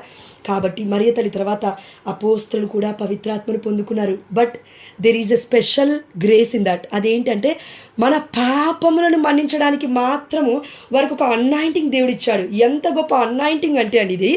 మనం ఏ విధంగా అయితే పాపాలు ఒప్పుకున్నప్పుడు మన పాపాలని మర్చిపోతాం కదా, సేమ్ అదేవిధంగా గురువులు మన పాపాలు, ఇంతమంది పాపాలు వినేసరికి మన పాపాలు కూడా వాళ్ళు మర్చిపోతారు. పితాపుత్ర పరిశుద్ధాత్మ నామములో చర్చ్ నాకు ఇచ్చిన అధికారము చొప్పున, దేవుడు నాకు ఇచ్చిన కృప చొప్పున పరిశుద్ధమైన గ్రంథంలో యోహాను సువార్త 20:23 ప్రకారము నేను నీ యొక్క పాపాలను అబ్జర్వ్ చేస్తున్నానని చెప్తారు గురువులు. ఎందుకు? దేవుడిచ్చాడు ప్రధాన యాజకుడు అనే యొక్క పోస్ట్ని. నువ్వు నేను ఇవ్వలే, యేసయ్య ప్రధాన యాజకుడు. నాలాగా ఇంకో పాస్టర్ లాగా పెళ్లి చేసుకున్న ఆయన కాదు యేసయ్య అంటే. పరిపూర్ణంగా తనను తానుగా భార్యకి సమర్పించుకున్నాడు, అంటే సంఘానికి సమర్పించుకున్నాడు. అంటే మన ప్రధాన యాజకులు చర్చ్ని పెళ్లి చేసుకుంటున్నారు అని చెప్పాలి. కాబట్టి ప్రియమైన దేవుడు బిడ్డారా, మొట్టమొదటి జ్ఞానస్నానం అన్నాము, దివ్యస ప్రసాదం అన్నాము, మూడోది భద్రమైన అభ్యంగనం, నాలుగోది పాప సంకీర్తన అయిపోయింది. ఐదవది జ్ఞాన పెళ్ళి. జ్ఞాన పెళ్ళి అంటే ఇది వివాహం అండి. ఒక భార్య ఒక భర్త బలిపీఠం దగ్గరికి రావాలి, బలిపీఠం దగ్గరికి వచ్చి పెళ్లి చేసుకోవాలి. ఎందుకు? ఆదికాండము ఏదోని తోటలో దేవుడైన యావే ప్రభు అచట ఉండెను. దేవుడే ఆదాముని చేసి, ఆదాము ప్రక్కటెముకని తీసి ఏవని తీసుకొచ్చి తోడుకొచ్చి, ఇదిగో నీకు నారి అవుతుంది తీసుకో అయ్యా అన్నాడు. ప్రియమైన దేవుడు బిడ్డరా, బలిపీఠం యేసయ్య, బలిపీఠం త్యాగము, బలిపీఠం కృతజ్ఞత బలి, బలిపీఠం దివ్యమైన ఆరాధన జరిగే అది ప్లేస్, అక్కడ దివ్యమైన మందసం ఉన్న ప్లేస్ అది. ప్రియమైన దేవుడు బిడ్డలారా, దేవుడు లేకుండా పెళ్ళిళ్ళు ఎట్లా చేస్తావు? దేవుడు లేకుండా పెళ్ళి ఎట్లా చేస్తావు అంటే, ఆదాము ఏవని దేవుడు బయటికి నెట్టేసిన తర్వాత వాళ్ళు ఎన్ని పాపాలు చేస్తారో మనకు తెలియదు. అదే పాపం ఇంకా మనం కంటిన్యూ చేస్తున్నాం. దివ్యమైన బలిపీఠం దగ్గర పెళ్లి చేసుకోకుండా ఎంతమంది ఉన్నారండి, కథోలికులు కూడా. సారీ మా ఉన్నదిన్నట్టు చెప్పాలి కాబట్టి చెప్తున్నాను. అన్యులు కూడా దేవుడి యొక్క శరీరంలో భాగస్తులే, కానీ సత్యం వచ్చినప్పుడు మాత్రం అర్థం కావాలి మనకి. అంటే అక్కడి నుంచి ఇటు టర్న్ అవ్వాలి, మనం ఇటు తిరగాలని అర్థం దానికి. ప్రియమైన దేవుడి బిడ్డలారా, దయచేసి గుర్తుపడదాం. సత్యము సత్యము. కథోలిక శ్రీ సభ బలిపీఠం దగ్గరికి వచ్చి పెళ్లి చేసుకునేటప్పుడు పితా పుత్ర పరిశుద్ధాత్మ నామమున తాలిబొట్టు కడతాడు. ఎవరు? భర్త భార్యకి. పిత పుత్ర పవిత్రాత్మ. బెల్లు కూడా కొడతారు, గుర్తుందో లేదా మీలో చాలామందికి. మనకు పెళ్ళిళ్ళు అయ్యేటప్పుడు బెల్లు కూడా కొడతారు, బయట గంట కొడతారు పెద్దగా, లేదంటే డ్రమ్స్ వాయిస్తారు. పితా పుత్ర పరిశుద్ధాత్మ అని అన్నప్పుడు మైక్లో పెద్దగా అంటున్నప్పుడు అప్పుడు డబడబడబ కొడుతూ ఉంటారు. ఎందుకు? దేవుడు చేసిన పెళ్ళి ఇది. అందరూ అంటారండి, ఎక్కడెక్కడో వర్గాలలో చేసుకుంటారు, ఎక్కడ రోడ్ల మీద చేసుకుంటారు, ఆ యొక్క ఏంటండి అది టెంట్ల కింద చేసుకుంటారు, లేదంటే ఇష్టమైన ప్లేస్లో అరే అన్యుడికి ఒక క్రైస్తవుడికి తేడా లేదు, అన్యుడికి క్రైస్తవుడికి తేడా లేదు, అసత్యంలో బ్రతికేటోడికి దేవుడు అంటే తెలియనివాడు బ్రతికేటోడికి దేవుడు తెలిసినవాడికి తేడా లేదు. అట్లా వాళ్ళకి బ్రతుకుదాం మనం కూడా. హిందువులాగా తాలిబొట్టు పట్టుకొని ఎక్కడ కడితే నేను అక్కడే పెళ్ళినట్టు, ఎక్కడ తీసుకెళ్ళినా అక్కడ ఏమైనా చేసుకుంటా అంటే ఏంటది? సాక్రమెంటల్ లైఫ్ ఇది దేవుడు మనకిచ్చింది. పరిశుద్ధమైన వివాహము పెళ్ళి జ్ఞాన పెళ్ళి అనేది పరిశుద్ధమైన వివాహం అండి. అది ఇష్టం వచ్చినట్లుగా కప్పలకి పెళ్ళి చేసినట్టు, కప్పలకి పెళ్ళి చేసినట్లు, గొర్రెలకి మేకలకి పెళ్ళి చేసినట్టు వచ్చి తీసుకొచ్చి వధించినట్టు చేయొద్దు. అట్లా చాలామంది చేసుకున్నవారు చాలా ప్రాబ్లమ్స్ పడుతున్నారు కానీ మరి ఏం చేయాలి? ఒకవేళ ఈ పెళ్ళిళ్ళు చేసినట్లయితే కనుక దేవుని క్షమాపణ అడుగుతూ పిల్లల్నిద్దరిని పాప సంకీర్తనలోకి, అంటే కథోలిక శ్రీసభ కంప్లీట్ విశ్వాసంలోకి తీసుకొచ్చి కథోలిక శ్రీసభలో ఇంకొకసారి దండలు మార్పించుకొని ఒక చిన్న రింగు పెట్టుకొని దేవుడి కృప వల్ల చేస్తే ఇంకా మంచిది. దేవుడు గొప్పగా దీవిస్తాడు ఆమె నలుడియా. ఎందుకంటే వాళ్ళు సాక్రమెంటల్ లైఫ్లో ఉండాలి. దేవుడిచ్చిన కృప ఇది. ఈ కృపని, ఈ అనుగ్రహాన్ని స్వీకరించకుండా నా ఇష్టం వచ్చినట్లు చేసుకుంటారంటే ఇంకెందుకండి మన బ్రతుకులు చెప్పండి. ఎస్ అక్క. కాబట్టి జ్ఞాన పెళ్ళి ఇది అయిపోయింది. 6వది గురు పట్టాభిషేకం. ఇది కూడా పెళ్ళి, గురువుకి చర్చ్తో అంటే దేవుడితో పెళ్ళి. సంఘం అంటే ఎవరండి? సంఘం అంటే సంఘ కాపరి అంటాము. సంఘ కాపరి మనల్ని నడిపిస్తూ ఉంటాడు. మనమందరం కూడా సంఘంలో ఉన్న గొర్రె పిల్లలం. ప్రియమైన దేవుడు బిడ్డల మనల్ని అందరినీ దేవుడు నడిపించాలని సంఘ కాపరిని పెట్టాడు. ఆ సంఘ కాపరికి ఉన్న పేరు ప్రధాన యాజకుడు గురువు అండి. దయచేసి జోష్న కాదు, విద్యాసాగర్ కాదు, పాస్టర్ కాదు, పాస్టర్మ కాదు. డైరెక్ట్గా చెప్తున్నాడు కదా దేవుడు. ప్రధాన యాజకుని ఎన్నుకున్నది దేవుడే అని హెబ్రీయులకు రాసిన లేఖలో మనం చూస్తూ ఉన్నామండి. కొత్త నిబంధనలో ఉన్నాయి ఆ వాక్యాలన్నీ. మనం చదవాలండి. ఆ సత్యం వైపు మనం వెళ్ళకూడదు. కాబట్టి గురు పట్టాభిషేకం అనేది కూడా పరిశుద్ధాత్మ అనాయింటింగ్ అభిషేకం ఎక్కువగా వస్తుంది వారికి. అంటే దీన్ని ఎలా చెప్పొచ్చు అంటే, మొట్టమొదటిగా జ్ఞానస్నానం తీసుకున్నప్పుడు మనందరికీ ఏ విధంగా అయితే ఆ యొక్క కావలి సన్మనసుకుని దేవుడు ఇచ్చేస్తాడు. అంటే తల్లి గర్భంలో ఉన్నప్పటి నుంచే మనకు ఉంటాడు. ఆ సమయం నుంచి మనం చచ్చిపోయేంత వరకు కావలసిన మనసుకుని మన పక్కనే ఉంటాడు, మనతోనే ఉంటాడు, మన కోసం ప్రార్థిస్తూ ఉంటాడు. మనం పడిపోతున్నప్పుడల్లా లే అని చెప్తాడు, ప్రార్థన చేయ అని చెప్తుంటాడు. పరిశుద్ధాత్మ దేవుడు పిలిచినట్లుగా మన యొక్క కావలసిన మనసుకు పలుకుతూనే ఉంటాడు. కానీ మనం పలకం కావలసిన మనసుకు పలికినట్టుగా. ప్రియమైన దేవుడు బిడ్డారు, అప్పుడు మనకి ఇచ్చింది కావలసిన మనసుకుడు. అవునా? ఇప్పటికి కూడా మన పక్కనే ఉన్నాడు. అయితే గురువులకు ఇచ్చేది ఏంటంటే కావలి సన్మనస్కుడు తర్వాత వాళ్ళకి గురు పట్టాభిషేకంలో పరిశుద్ధాత్మ అభిషేకం ఇంకా అంచెలంచెలుగా దిగి వచ్చినప్పుడు ఇంకో కావలి సన్మనస్కుని దేవుడు ఇస్తారు అని జోసెఫ్ ఎడటి ఫాదర్ గారు చెప్తుంటే నేను విన్నానండి. అందుకే వాళ్ళు చేతులు పెట్టి ప్రార్థన చేసిన, అనాయింటింగ్ ఆఫ్ ద సిక్ అవస్థాభ్యంగం ఇచ్చినా, లేదంటే రోగుల దగ్గరికి వెళ్ళి డైరెక్ట్గా వాళ్ళు ఎట్లా ప్రేయర్ చేసినా, స్ట్రైకింగ్ ప్రేయర్ చేసినా, డెలివరెన్స్ ప్రేయర్ చేసినా, ఏది చేసినా వాళ్ళకి ఎందుకు అంత ఎక్కువగా ఇంపాక్ట్, వారి మీదకి తిరిగి నెగిటివ్ శక్తులు ఎందుకు అంత తొందరగా రావు అంటే దెర్ ఈజ్ అ ప్రొటెక్షన్. వారికి ఒక రక్షణ అని దేవాదేవుడు ఇచ్చేశాడు ఆల్రెడీ. డబుల్ అనాయింటింగ్ అని చెప్పొచ్చు కరెక్ట్గా చెప్తే. మనము లే పీపుల్ ఏంటంటే ఓన్లీ జ్ఞానస్నానం తీసుకున్నాం, మనం గురు పట్టాభిషేకం తీసుకోలే కదా. పాస్టయ్య గురు పట్టాభిషేకంలోకి రాలే. లేకుండా నువ్వు గురువు ప్లేస్లో నిలబడి దివ్య సప్రసాదనాథుని అయోగ్యకరముగా ఇది రొట్టె అని మా ఇంట్లో తీసుకొచ్చిన బ్రెడ్ ముక్కలాగా నువ్వు ఎట్లా పంచిస్తావు? సీసాలో తెచ్చుకున్న ద్రాక్షరసము కప్పులలో పోసి నువ్వు ఎట్లిస్తావు? మా ఇంటికి వస్తే నేను కప్పులో పోసిస్తా టీ. అట్లిస్తున్నారు వాళ్ళు. అయోగ్యకరముగా భుజించువాడు వ్యాధిగ్రస్తుడు అవుతాడని 1 కొరింథీ 11వ అధ్యాయానికి సెలవిస్తుంది. ప్రియమైన దేవుడి బిడ్డలారా, సత్యము తెలిసినా కూడా కదలకపోతే తప్పది. నా తప్పే. ఎందుకు తెలుసండి? సత్యం మనల్ని స్వతంత్రులు చేస్తుంది. స్వతంత్రం కావాలా వద్దా? దేవుళ్ళు ఆనందించాలా వద్దా? దేవుడి చిత్త ప్రకారం నడవాలా వద్దా? దేవుడి శిష్యులుగా ఉండాలంటే విన్న వాక్యాన్ని ఆత్మవంచన చేసుకోకుండా, మర్చిపోకుండా దేవుడి చిత్తానుసారంగా అంటే వాక్యానుసారంగా బ్రతకాలి అంటే కథోలిక శ్రీ సభలో ఉండాలి అనే నన్ను దేవుడు ఇన్ని గ్రూపులు ఉంటాయి ప్రపంచంలో, ఈ గ్రూప్కే పిలిచాడు. సో ట్రూత్, సత్యంలో మనం నడుద్దాం. మనం ఫర్ ఎగ్జాంపుల్ ఈరోజు భర్త కోసం ప్రే చేసాము. మనము పెళ్ళిళ్ళైన వాళ్ళం భర్త కోసం ప్రే చేసాం, పిల్లల కోసం ప్రే చేసాం. రేపైనా ఇల్లుండైనా అవులిల్లుండైనా విసుగొస్తుంది మనకి. సంవత్సరం తర్వాత అయినా విసుగొస్తుందండి. గురువులకి మాత్రము మనకి ఇష్టం ఉంటేనే మనం ప్రేయర్ చేస్తాం కదా. గురువులు అట్లా కాదు. ఇష్టం ఉన్నా లేకపోయినా, రోగం ఉన్నా లేకపోయినా, అవస్థ ఉన్నా లేకపోయినా, వ్యాధులున్నా లేకపోయినా, కథోలిక శ్రీ సభలో ఉన్న దివ్యమైన మందసపు ముందు, దివ్యమైన బలిపీఠం ముందు ప్రతిరోజు పొద్దున సాయంత్రం, కొన్ని ప్లేసెస్ మొత్తం పొద్దున, ప్రతిరోజు సబాత్ డే కూడా రోజు సాక్రిఫిషియల్ అడరేషన్ అంటే ఆ యొక్క ఆరాధన, దివ్యమైన బలి పూజను వాళ్ళు సెలబ్రేట్ కొనియాడుతూ ఉన్నారు. ప్రియమైన దేవుడి బిడ్డలారా, మనల్ని కూడా పిలుస్తూ ఉన్నారు. మనమందరం కూడా పాలిభాగస్తులు అవుతున్నాం. మన జీవితాన్ని సమర్పించుకుంటున్నాము యేసయ్యకి, గురువుకి కాదు. గురువు కూడా తన జీవితాన్ని దివ్యమైన సప్రసాదానికి సమర్పిస్తున్నాడు. మనము కూడా మన జీవితాలను దివ్యమైన సప్రసాదానికి సమర్పిస్తున్నాము. కానీ గురువు మధ్యస్థ అంటే తిరుకరముల ద్వారా పరిశుద్ధాత్మ ఇన్వొకేట్ చేయడం ద్వారా సాధారణమైన రొట్టె, సాధారణమైన ద్రాక్షరసం యేసయ్య దివ్య దేహముగా, దివ్య రక్తముగా మారడం వల్ల మనము యోగ్యకరముగా పాలి భాగస్తులుగా అందులో అవుతూ యేసయ్య శరీరంలోని భాగస్తులుగా మనం మారుతున్నాము. ఇది గురు పట్టాభిషేకంలో వాళ్ళు మన కోసం చేస్తున్న ప్రార్థనలు మనకి దీవెన. గురువు లేకపోతే దివ్య సప్రసాదం ఇవ్వరు, దివ్యమైన బలి పూజ ఉండదు. ఎన్ని ప్రార్థనలు చేయి, ఎన్ని స్తుతి గీతాలు వాడు, ఏది చేయి, ప్రార్థన మొత్తం అక్కడ మొదలుపెట్టు, డప్పులు కొట్టు, ఇంకా తీన్మార్ చేయి, ఇంకేమైనా చేయి, డిస్కో డాన్స్లు అయ్యి, కానీ గురువు లేకపోతే ఆరాధన లేదు. మరి ఆరాధన లేకుండా, దివ్యమైన బలి పూజ లేకుండా ఎక్కడికి పోతాం మనము? దివ్య సప్రసాదం అంటేనే దేవుణ్ణి ఆరాధించడం. అర్థమవుతుంది మనకి. కృతజ్ఞత బలి పూజ. ఇది ఇంకా డీప్గా వెళ్తే ఇప్పుడు టైం సరిపోదు కాబట్టి ఇక్కడ నేను ఆపేస్తున్నాను. 7 అవస్థ అభ్యంగనం. ఇందులో కూడా అనాయింటింగ్ అంటే పరిశుద్ధాత్మ ఉన్నాడు. ఎలా? అవస్థ అభ్యంగనం అంటే మనందరికీ తెలుసు. చాలామంది మరణావస్థలో ఉన్నప్పుడు దయచేసి గురువుని తీసుకెళ్ళి అవస్థ అభ్యంగనం ఇప్పించండి. దేవుడు కృప ఉంటే ఆ అవస్థ అభ్యంగనం అనే గ్రేస్ ద్వారా, అదేదో మనం సంపాదించుకున్నది కాదు, దేవుడిచ్చిన కృప ద్వారా వాళ్ళు బ్రతికే అవకాశం ఉంది. ఒకవేళ అప్పటి వరకు పాపాలు చేసి చేసి చేసి ఉన్నారేమో, వ్యాధిగ్రస్తులు అయ్యారేమో, ఒకవేళ చనిపోతున్నారు అనుకో, ఒకవేళ ఇంకా ఆ టైంలో కూడా వాళ్ళ పాపాలు ఒప్పుకోవడానికి కూడా సిచ్యువేషన్ లేదు. నోట్లోకి వెళ్ళి బ్లడ్ వస్తుంది, అవయవ భాగాల నుంచి బ్లడ్ వస్తుంది.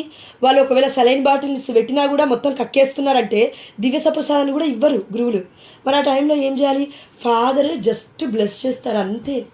అనాయింటింగ్ ఆఫ్ ద సిక్, ఆ యొక్క ఆయిల్ పెట్టి అప్లై చేసి, దేవా నీ చిత్తమైతే ఈ బిడ్డను ఒకరు తీసుకుంటే బ్రతికిస్తే బ్రతికించయ్యా, తీసుకుంటే నీ పరలోక రాజ్యం తీసుకో అయ్యా అని చివరి క్షణంలో ఆ ఫాదర్ చేసిన ప్రార్థన ద్వారా, ఆయన తిరుకరముల ద్వారా చేసిన ప్రార్థన ద్వారా, దేవుడికి ఆయనకి ఇచ్చిన అభిషేకం ఉంది కదా, ఆ అభిషేకం కృప ద్వారా దేవుడు ఆ ఆత్మని పరలోక రాజ్యానికి తీసుకెళ్తాడు. ఆ బిడ్డ చనిపోతే బ్రతకాలనుకుంటే బ్రతుకుతాడు.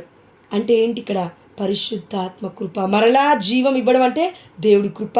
అంతెందుకు, ఒకవేళ చనిపోయినా కూడా ఇటర్నల్ లైఫ్ రావాలంటే దేవుని ఆత్మ, మన దేవుడి ఆత్మ, మనలో ఉన్న ఆత్మ మనల్ని తీసుకెళ్తుంది. ప్రియమైన దేవుడి బిడ్డలారా, అంటే ఈ 7 సక్రమెంట్స్లో కూడా మనం చూస్తున్నాం పరిశుద్ధాత్మ అభిషేకము. అంటే మనం పడిపోయే ఛాన్సే లేదు, కానీ పడ్డా మళ్ళీ లేవడానికి అన్ని సాక్రమెంట్స్ మనకి సహాయం చేస్తూనే ఉన్నాయి. ఇవి కాకుండా రోజువారీ జీవితంలో ఇందాక అక్క చెప్పినట్లుగా ఎప్పుడు నింపబడుతున్నాం? ప్రార్థనా సమయంలో పరిశుద్ధాత్మతో నింపబడుతున్నాం. ప్రేమ మరియు క్షమించినప్పుడు పరిశుద్ధాత్మతో నింపబడుతున్నాం. ఇది అర్థం కావాలంటే, మనకు ఒకవేళ కోపం ఉంది, ఎవరి మీదైనా కోపం ఉంది అనుకోండి, లేదంటే ఎవరికో ఇంకొకరి మీద కోపం ఉంది, మనకే వేరే వాళ్ళ మీద, వేరే వాళ్ళకి మన మీద కోపం ఉంది. ఆ ఇద్దరు వ్యక్తులలో మొట్టమొదటిగా సారీ అని చెప్పడం వల్ల ఏమవుతుందంటే, ఈ సారీ చెప్పిన వాళ్ళకి ఒక గ్రేస్ వస్తుందండి. చెప్పించుకునే వాళ్ళకంటే అంటే నేను అనుభవించి చెప్తున్నామా, ఈవెన్ గురువులు చెప్పింది కూడా ఇది, నేను నా ఓన్గా చెప్పేది కాదు. సారీ చెప్పినప్పుడు ఏమవుతుందంటే అనాయింటింగ్ ఎక్కువ వస్తుంది, అభిషేకం ఎక్కువ వస్తుంది.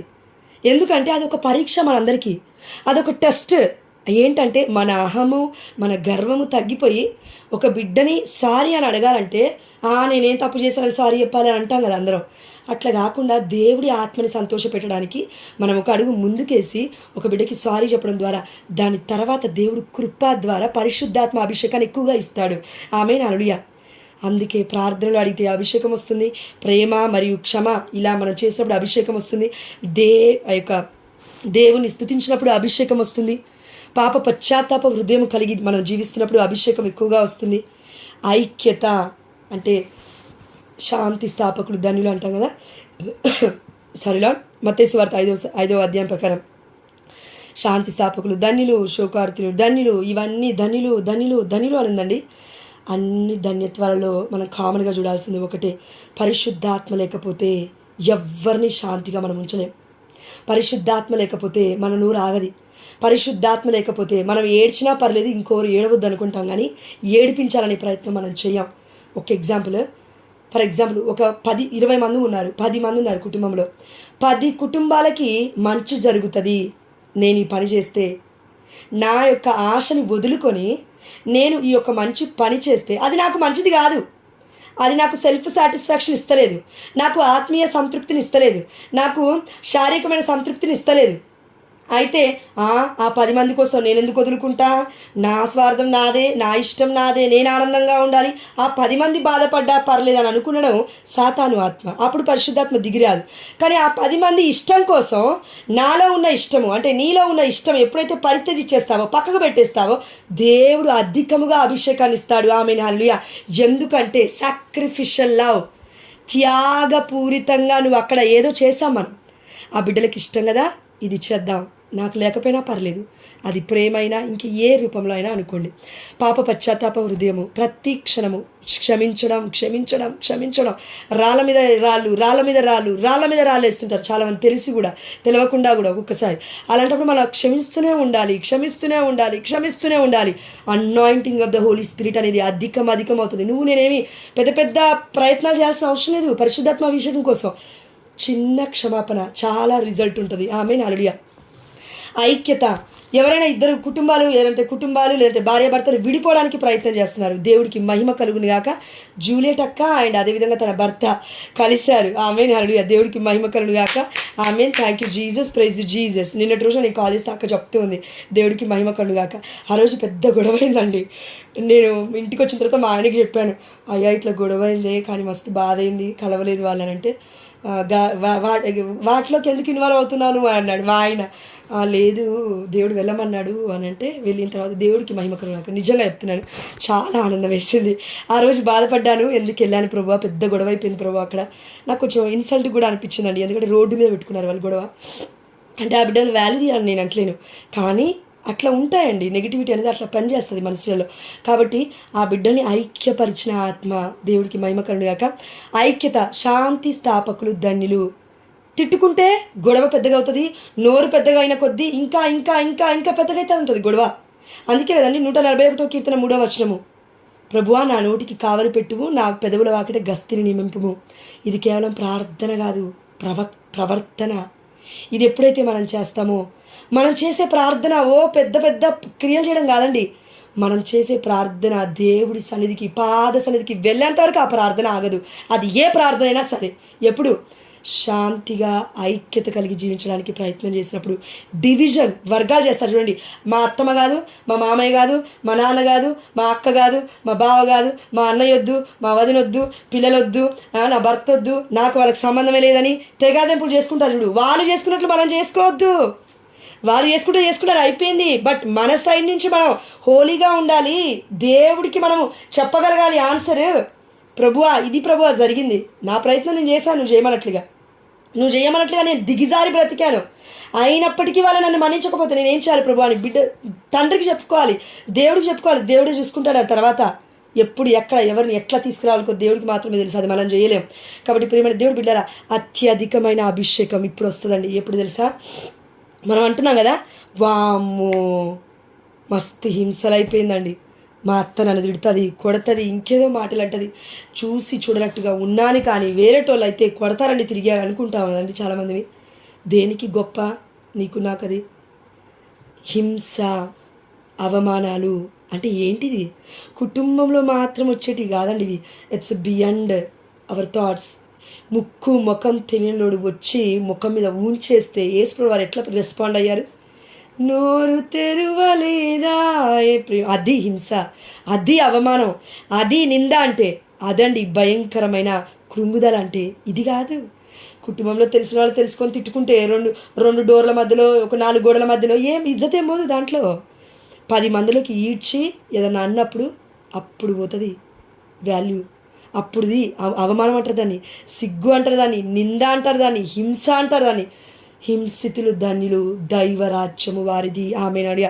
ప్రియమైన దేవుడు బిడ్డారా, హింసకి, శోధనకి, టెంప్టేషన్, మళ్ళీ ఈ పరిస్థితుల్లో ఎప్పుడు కూడా మనం మళ్ళీ ఎదుటి వాళ్ళ మీద తిరగబడొద్దు. తిరగబడితే రాదు అభిషేకం, తిరగబడితే రాదు ఆనందం. ఎప్పుడు వస్తుంది తెలుసా? సైలెంట్గా యేసయ్యలాగా ఉండడానికి మనం ప్రయత్నం చేస్తే. ఎందుకంటే యేసయ్య మనలోనే ఉన్నాడు, అది మర్చిపోద్దు మనం. ప్రభువా కంట్రోల్ తీసుకో, ప్రభువా కంట్రోల్ తీసుకో, ప్రభువా కంట్రోల్ తీసుకో, నువ్వు నాలో ఉన్నావు, క్రీస్తు నాలో ఉన్నాడు అనుకున్నప్పుడు పక్కకు వచ్చిన తర్వాత అనాయింటింగ్ వస్తుంది. ఆమేనడియా. ఎప్పుడైతే అది అనుభవించామో, ఎప్పుడైతే దానికి తట్టుకునే శక్తిని దేవుడు మనకి నిగ్రహ శక్తిని ఇచ్చాడో, దాని తర్వాత 2 అభిషేకంతో దేవుడు నింపుతాడు. ఆమేనడియా. ఆ శోధనకి అంత శక్తి ఉందండి. మన శోధన వద్దా అంటాం కదా, ఇప్పటి నుంచి శోధన కావాలని అడగాలి. ఎందుకంటే దాని తర్వాత అనాయింటింగ్ వస్తుంది, అభిషేకం వస్తుంది. నా బిడ్డ ఎట్లా తట్టుకుంది, నా బిడ్డని ఎట్లా గ్రేస్తారా తట్టుకుంది, నా బిడ్డకి ఇంకో ఏదో చేయాలని మన తల్లులే అంటారండి. మా అమ్మ మొన్న 4 రోజుల ముందు తిట్టింది కదా నన్ను, 2 రోజుల ముందు మళ్ళీ ఫోన్ చేసి అంటుంది, ఫాదర్ చనిపోయాడమ్మా, ఇట్లా అయిందమ్మా అని నేను చెప్తే, అవును బిడ్డ వదిన చెప్పిందని చెప్పిన తర్వాత అంటుంది, చచ్చిపోతే ఏముంది బిడ్డ, హార్ట్ అటాక్లు వచ్చి నాలాంటి తల్లి ఉన్నప్పుడు ఎవరైనా చచ్చిపోతారా అన్నది మా అమ్మ. అయ్యో ఏమైంది గట్లా అంటున్నాను నేను. అవును, నువ్వు పరిచయం చేస్తున్నావు నాకు తెలుసు, అయినప్పటికి కూడా డబ్బులే 10,000 అంటే నేను అంటుంటే నువ్వు బాధపడతలేవు. నాకు అప్పుడు అర్థమైంది బిడ్డ అనేసి మా అమ్మ అంటుంటే నేను షాక్ అయిపోయానండి. వితిన్ 1 డేలో దేవుడు మా అమ్మకి మారు మనసు ఇవ్వడం నాకైతే షాకింగ్గానే ఉంది. అంటే నేను చాలా బాధపడ్డాను అనుకోండి, అది సెకండరీ. నేను దేవుడికి చెప్పుకున్నాను, ప్రభువా మా అమ్మకి ఎట్టి పరిస్థితుల్లో ధన వ్యామోహం రావద్దు, మాకును ధన వ్యామోహం రావద్దు, నీ వైపే చూడాలి, నువ్వే మాకు ప్రేమవి, నువ్వే మాకు సమస్తానం, ఇదే మేము అడగాలి ప్రభువా అన్నప్పుడు దేవుడి కృప మా అమ్మని కదిలించిందని నేను విశ్వస్తున్నాను. ఆమె హల్లెలూయా. పరీక్షలు జీవితంలో సహజం. పరీక్ష ఎదుర్కొన్నామా, రిజల్ట్లో 100కి 100 మార్క్స్ వస్తాయి. ఆమేన్ హల్లెలూయా. 100కి 100 మార్క్స్ వస్తాయి. పరీక్ష తట్టుకోవాలి, అది ఏదైనా సరే, అది ఎంత పెద్ద పరీక్ష అయినా సరే, భర్త దగ్గర నుంచి వచ్చినా సరే, పిల్లల దగ్గర నుంచి వచ్చినా సరే, బయట నుంచి వచ్చినా సరే, ఇంకెవ్వరి దగ్గర నుంచి వచ్చినా సరే, లిటరలీ ఒకటి చెప్తాను, పొరుగు వారి దగ్గర నుంచే ఎక్కువగా వస్తుంది అభిషేకం. వారు మనల్ని ఏదైనా అన్నప్పుడు మనం ఎమ్మటే దేవుడికి సరెండర్ చేసే ఉద్దేశం ఉంటుంది చూశారు, ఆ ఉద్దేశం హృదయ అంతరంగాన్ని దేవుడు చూస్తాడండి. మొన్నటి రోజున 3 అక్క వాళ్ళు హృదయం గురించే చెప్పారు. అవునా? హృదయ శుద్ధి కలవారు ధన్యులు, వారు దేవుని దర్శింతురు. సింపుల్. దేవుని దర్శించడం అంటే ఏమో కాదు, పరిశుద్ధాత్మ దేవుడు మనలో ఉన్న నొప్పి, మనలో ఉన్న బాధ ఇట్లా ఒక అయస్కాంతం లాగా తీసేసుకుంటాడండి. ఉండనివాడు బాధని తీసేసుకుంటాడు, అట్రాక్ట్ చేసుకుంటాడు. అమ్మ బిడ్డ నువ్వు భరించలేవురా, నాకు ఇచ్చే అంటాడు దేవుడు. అది మనం ఇచ్చేస్తూ ఉన్నాము. ఆమె దేవుడికి మహిమ కలుగాక. చివరిది అనారోగ్యం. This is the Catholic church. అనారోగ్యం, అవును మనం విన్నది కరెక్టమే. అనారోగ్యం అనేది కథోలిక శ్రీ సభ కంప్లీట్గా అంగీకరిస్తుంది. పాపాత్ములు పక్కకు పెడదాం, పుణ్యాత్ములుగా జీవించాలంటే యేసయ్య రక్తంలో మనం నీతిమంతులను ఒప్పుకొని యేసయ్య కోసం కొన్ని సాక్రిఫైస్ అంటే మన దేహంలో ఉన్న కొన్ని అవయవ భాగాలకి రోగాలు వచ్చినప్పుడు, దేవుడి చిత్తమైతే వచ్చిన కాక, దేవుడి చిత్తమైతే రాకుండా ఉండును కాక ఆమె, కానీ దేవుడి మహిమార్థమే. ఫర్ ఎగ్జాంపుల్ మన జోసెఫ్ ఫాదర్ ఎడిట్ గారు చెప్తున్నప్పుడు విన్నాను, జాన్ పాల్ II గారు ఎవరో పార్కిన్సన్స్ వ్యాధి అనేసి, ఆయన బ్రతికున్న రోజులు ఎవరికి చెప్పలేదు ఆ వ్యాధి ఉందని. కానీ ఆయన చనిపోయిన తర్వాత ఎంతమంది బిడ్డలైతే వారిని అప్రోచ్ అయ్యి మధ్యస్థ ప్రార్థన చేస్తారో ఆ రోగం ఉన్న వాళ్ళకి మొత్తం స్వస్థతలు అయ్యాయి. ఆమేన్ హల్లెలూయా. ఫర్ ఎగ్జాంపుల్ యూరినరీ ఇన్ఫెక్షన్ అనుకుందాం, ఎవరైనా పునీతురాలకు ఉందనుకుందామండి. ఫర్ ఎగ్జాంపుల్ మన అల్ఫోన్స్ అమ్మగారు ఉన్నారు, చర్మ వ్యాధులు. ఆ తల్లికి వచ్చిన భయంకరమైన వ్యాధి చాలా భయంకరంగా తట్టుకున్నామా, నాకు ఎగ్జాక్ట్గా వ్యాధి గుర్తులేదు. తట్టుకున్నప్పుడు ఆమె మధ్యస్థ ప్రార్థన అడిగినప్పుడు స్వస్థతలు అవుతాయి. ఆమేన్ హల్లెలూయా. అంటే అనారోగ్యము మనం స్వీకరిస్తే, మనకి దేవుడు ఏదైనా ఇచ్చినప్పుడు వామ్మో ఎందుకు వచ్చింది ఇది అని కాకుండా యేసయ్య శిలువ వైపు చూసి నువ్వే పంచగాయాన్ని పొందుకున్నావు ప్రభువా, నువ్వు నీతిమంతుడవు, అసలు నీకు శిక్షే పడకూడదు, ఈ పిచ్చిదానికి పడాలి, పడితే నేను చావాలి అసలు నీ ప్లేస్లో, కానీ నీకేసారయ్యా, అయ్యా నీ చిత్తమైతే నీలో పాలిభాగస్తురాలిగా సిరేనియా సీమోనుడు ఏ విధంగా అయితే స్లీవని పట్టుకుని మోసాడో స్లీవ మార్గంలో, నిన్ను మోసే కృపణ దయచే ప్రభువా, నీ బాధని పొందుకునే కృపణ దయచే ప్రభువా, నీ యొక్క వ్యాధిలో కొంచెమైనా ప్రభువా, కొంచెమైనా నీ గాయలో ఉన్న కొంచెము నొప్పైనా నాకు ఇవ్వు ప్రభువా అని మనం అడిగినప్పుడు అండి, ఒకవేళ అంటే మనకు ఉన్నాయి, ఒకవేళ ఎవరికైనా చెప్పినప్పుడు తప్పుగా తీసుకోవద్దమ్మా, వాళ్ళ మధ్యస్థ ప్రార్థన మనం అడిగితే స్వస్థతలు తొందరగా జరుగుతాయి. ఆమేన్ హల్లెలూయా. బ్రతికి ఉన్నప్పుడే. ఆమేన్ హల్లెలూయా. ప్రియమైన దేవుడు బిడ్డలారా, కార్లో అకుటిస్ గారి యొక్క మధ్యస్థ ప్రార్థన అయినప్పుడు హృదయానికి సంబంధించిన స్వస్థతలు చాలామంది చిన్నపిల్లలకి జరిగాయి. ఎందుకు జరిగాయంటే ఆయన అలాంటి సిక్నెస్ గుండా, అలాంటి వ్యాధి గుండా వెళ్ళాడు కాబట్టి. అందుకే కథోలిక శ్రీసభ ధన్యత్వంలో మనం ఉన్నాం. రోగాలైనా, బాధలైనా, వేదనలైనా ఏమంటారు తెలుసా అండి, మనము ధన్యులం. పరిశుద్ధమైన గ్రంథం చెప్తుంది, శోకార్తులు ధన్యులు, దీనాత్ములు ధన్యులు, దేవుడి యొక్క రాజ్యం కొరసు హింసితులు ధన్యులు అన్నారు. కానీ పాస్టర్లు ఈరోజు చెప్తున్నారు కదా, ఇదిగో మీకు ఆస్తులు వచ్చి పడతాయి, రండి, ఆర్థిక సమస్యలు ఉండవు, అప్పుల బాధలు ఉండవు, అనారోగ్య సమస్యలు ఉండవు, మొత్తం మీకు 24 గంటలు దేవుడు ఫుడ్ పెట్టి పంపిస్తాడు, రండి, అద్భుతాలు, స్వస్థతలు, ఇదే ఆశీర్వాదం అంటారు. అబద్ధం అదంతా. రోగం లేనివాడు ప్రపంచంలో ఉన్నాడు. దేవుడి వాక్యానికి విరుద్ధంగా వెళ్తున్నారేంటి? దేవుడు చెప్తున్నాడు, ప్రియమైన దేవుడు బిడ్డారా, ఎప్పుడు సమృద్ధి అని. ఇది కాదు, ఆత్మలో సమృద్ధి ఏం చేద్దాం, నేను ఆత్మలో సమృద్ధిగా ఉంటే అన్ని విషయములు అందు వర్ధిల్లుతామని పేతురు రాసిన లేఖలో ఉంది, ప్రియమైన దేవుడు బిడ్డలారా. కాబట్టి చివరిగా ఒకటే గుర్తుపెట్టుకుందాం, అనారోగ్యం రాగానే అమ్మో నాకేదో పట్టుకుంది, దేవుడు శిక్షించేశాడు, దేవుడు శపించేశాడు. నో అండి. పరిశుద్ధంగా బ్రతకడానికి మనం ప్రయత్నం చేస్తున్నప్పుడు, బట్ నోట్ ఇట్, ఇక్కడ ఒక పాయింట్ ఉంది. ఈ 7 ఈ 7 సాక్రమెంట్స్కి, ఈ దేనికి మన కథోలిక శిసభకి సంబంధం లేకుండా బ్రతికి అయ్యో నాకు రోగం వస్తుందంటే అండి, దేవుడే అన్నాడు నా శరీర రక్తాలను అయోగ్యకరంగా భుజిస్తే రోగం వస్తుందని. ఆ రోగం గురించి వేరు, దేవుడి మహిమార్థమే వచ్చే అనారోగ్యం గురించి దేవుడు మాట్లాడుతున్నాడు ఇక్కడ పునీతులంటే. కాబట్టి ప్రియమైన దేవుడి బిడ్డారా, అనారోగ్యాన్ని తట్టుకున్నప్పుడు దాని తర్వాత వచ్చే అభిషేకం అంతా ఇంత కాదు, పరలోక రాజ్యమే డైరెక్ట్గా. ఇది నిజం. ఇటర్నల్ లైఫ్ దేవుడు ఇస్తాడు, దేవుడు బిడ్డల్లాగా. అందుకే దేవుడు అన్నాడు కదా, నా స్లీవను మీరు ఎత్తుకొనుడు, ఇది తేలికైనది, ఇది సులువైనది అని యేసుప్రభువు వారు ఎందుకు అంటూ ఉన్నారు మత్తయి సువార్త 11:28. అంటే ఎవరికి అర్థమవుతుందో సిక్నెస్ యొక్క గొప్పతనం, వ్యాధి యొక్క గొప్పతనం, యేసయ్య శరీరంలో ఉన్న గాయాల యొక్క గొప్పతనం, వాళ్ళని అడిగినప్పుడు ఆనందాన్ని అనుభవిస్తాం మనం. భయం వేస్తుంది ఫస్ట్, కానీ మెల్లమెల్లగా ఎట్ టైం ఇవ్వడు దేవుడు. చిన్నగా నేర్పించుకుంటాడు. పసికందుకు ఎట్లా నేర్పిస్తాం అడుగులు, అట్లా నేర్పించుకుంటాడు. దేవుడికి మహిమచరణు గాక. ఆమెన్. చివరిగా అమ్మ, ఈరోజు మన మరియ తల్లి mother Mary help of Christians పండుగని కూడా మనం కొనియాడుతూ ఉన్నాము. మనకి మన కుటుంబాలందరికీ కూడా దేవుడికి సమస్త ఘనత మహిమ ప్రభావములు చెల్లిస్తూ, మన కుటుంబాలందరికీ కూడా పెంతెకోస్తు పండుగ శుభాకాంక్షలు తెలియచేస్తూ, పరిశుద్ధాత్మ పంచబడతాడు. ఇది మర్చిపోదు, పరిశుద్ధాత్మ పంచబడతాడు. ఇది నోటిటక.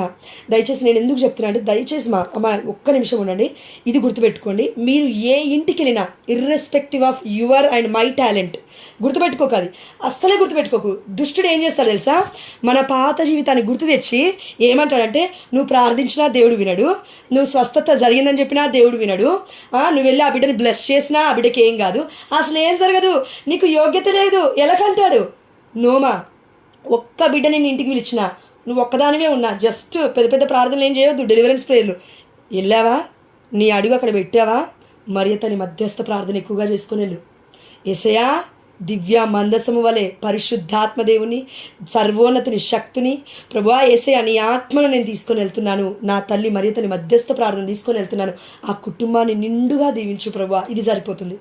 ఒకవేళ ఒక్కదానివే ఉన్నావా, ఎవరు లేరా ఆ కుటుంబంతో పాటు అంటే జపమాల ప్రార్థన చేసేసి వచ్చేయండి, అంతే, సింపుల్. వద్దు పెద్ద ప్రార్థనలు, డెలివరెన్స్ ప్రార్థనలు కూడా వద్దు. Deliverance itself it is in the holy rosary. పరిశుద్ధమైన జపమాలలోనే డెలివరెన్స్ ఉంది. ఎట్లా? ఆయుధమై ఉంది. అగస్టిన్ గారు అన్నారు కదా, ఒక్క పూసకి 100 ఆత్మలను దెయ్యాన్ని వెళ్ళగొట్టాడు పెద్ద యొక్క సమావేశంలో. అదేవిధంగా మనము కూడా విశ్వసిస్తే జరుగుతుంది. మరియ తల్లి మధ్యస్థ ప్రార్థనే యోహాను సువార్త 2వ అధ్యాయం 5వ వచనంలో కానాపల్లి విందులో ఏ విధంగా అయితే అద్భుతాన్ని చేసిందో, మొదటి అద్భుతాన్ని కథోలిక శ్రీసభ చర్చ్ పుట్టడానికి, రెన్యువల్, కొత్తదనానికి కథోలిక శ్రీసభ మొత్తము కూడా పుట్టిందని మనం అంటున్నాం కదా. ఆ తల్లి గర్భం నుండి యేసయ్య ఎట్లా పుట్టాడో కథోలిక శ్రీసభ అట్లనే పుట్టింది. ఎట్లా పుట్టింది అంటే పరిశుద్ధాత్మ ద్వారా. ఆ పరిశుద్ధాత్మ ఎవరిలో ఉన్నాడు ముందుగా అంటే మరియ తల్లిలో ఉన్నాడు. అంతెందుకు, మోషే గారికి పరిశుద్ధాత్మ దేవుడు ఇచ్చాడు. అక్కడ ఉంది వాక్యం, ఇదిగో మోషే నువ్వు గొనుగుతున్నావు, నువ్వు లేదంటే కష్టపడుతున్నావు, లేదంటే నీ వల్ల అవ్వట్లేదు అంటున్నావు కదయ్యా, సరే ప్రసవ వేదన నీ వల్ల అవ్వట్లేదు కదా, 70 మందిని పట్టుకురా అన్నాడు. 70 మందిని పట్టుకురాగానే 70 మందికి నీ ఆత్మలో నేను షేర్ చేస్తున్నా అన్నాడు. అదేవిధంగా మరియ తల్లి ప్రార్థన చేస్తున్నప్పుడు, మధ్యస్థ ప్రార్థన అక్కడ చేస్తున్నప్పుడు పరిశుద్ధాత్మదేవుడు అక్కడ ఎవ్వరిలో లేకుండా లేడు, మరియ తల్లిలో ఉన్నాడు ఆల్రెడీ. అందుకే ఆ తల్లి ప్రార్థన చేసినప్పుడు పరిశుద్ధాత్మదేవుడు మొత్తము నింపబడ్డాడు అక్కడ. ఆమేన్ హల్లెలూయా. అగ్ని నాలుకలో అందరి మీదకి దిగి వచ్చాడు. ఆమేన్ హల్లెలూయా. వర్డ్ ఆఫ్ గాడ్, నాలుక, టంగ్ అనగా వర్డ్ ఆఫ్ గాడ్. వర్డ్, మాటలన్నీ నాలుక నుంచే వస్తాయి. నాలుక లేకపోతే మాటలు రావు కదండి, మూగలు అవుతారు. ఎస్, కాబట్టి నాలుక నుంచి వస్తాయి. అంటే నాలుక దేవుడు చూస్తాడు. మనకి అభిషేకము ఎక్కువగా ఎట్లా వస్తుందంటే the way we are using our tongue. Even though మర్మరింగ్లో కూడా మనం గొనుక్కోవడం, సనుక్కోవడం. ఇజ్రాయేల్ ప్రజలు కొనుక్కున్నారు చూడండి, నీళ్ళు లేవు అని మోషే దగ్గరికి వచ్చి మొత్తుకున్నారు.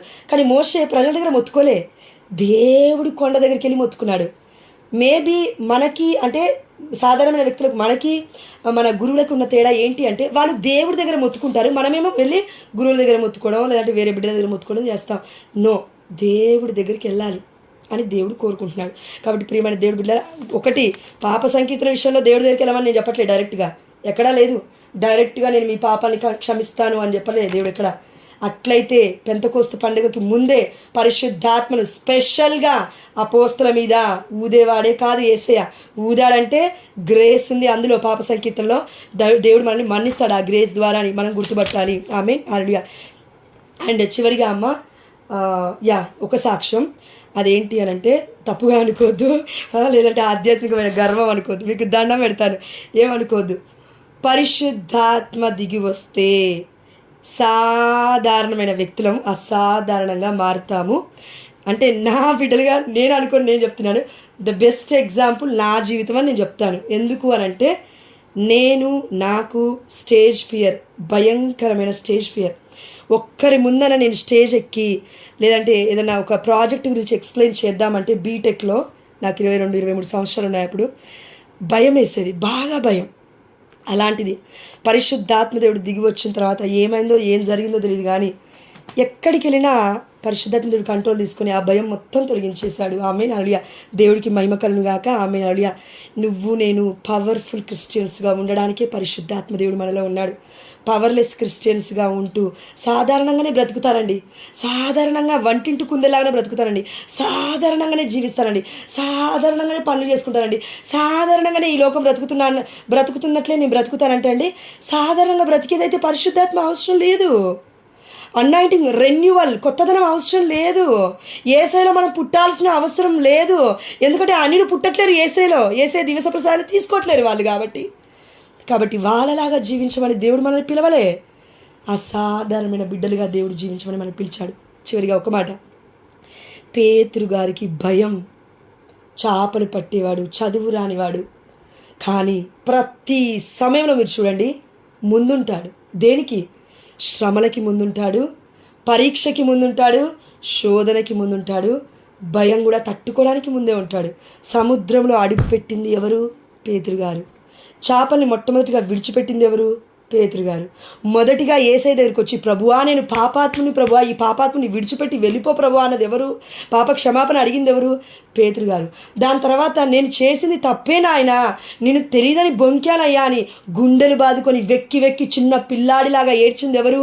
పేతురు గారు. ప్రియమైన దేవుడు బిడ్డలారా, అప్స్ అండ్ డౌన్స్ అందరికీ ఉంటాయి, కానీ పరిశుద్ధాత్మదేవుని పట్టుకొని ఆధారపడినవాడు, దేవుడి శక్తి మీద ఆధారపడినవాడు. మన శక్తి మీద ఆధారపడితే మనం ముందుకు వెళ్ళలేమండి. నాలో ఉన్న లోపాలే అనిపిస్తాయి. కానీ దేవుడి శక్తి మీద మనం ఆధారినప్పుడు ఆ విశ్వాసం ఏం చేస్తుందంటే మనలో ఉన్న అవిధేయతపు ఆలోచనలు మొత్తం కొట్టేస్తుంది. మనలో ఉన్న అనవాంఛిత ఆలోచన మొత్తం కొట్టేసి దేవుడి విశ్వాసంతో మనం నింపి పరిచయం చేయడానికి మనం పాత్రలం కాను, బట్ నెట్టేస్తాడు దేవుడి ముందుకి. ఎల్లు అని అంటాడు, నిలబెట్టేస్తాడు. చెయ్యి అంటాడు. ఇది నీ గొప్పతనం కాదు, నా గొప్పతనం కాదు. కానీ ప్రియమైన దేవుడు బిడ్డలారా, దేవుడు కృప ఇచ్చేశాడు. ఆల్రెడీ పరిచర్య అనే కృప ఇచ్చేశాడు, వాక్య బోధన అనే పరిచర్య అనే కృప ఇచ్చేశాడు, విజ్ఞాపన కర్తలుగా ఉండడానికి కృప ఇచ్చేశాడు. పరిశుద్ధాత్మ దేవుడే మనకంతా కూడా కృప ఇచ్చేశాడు.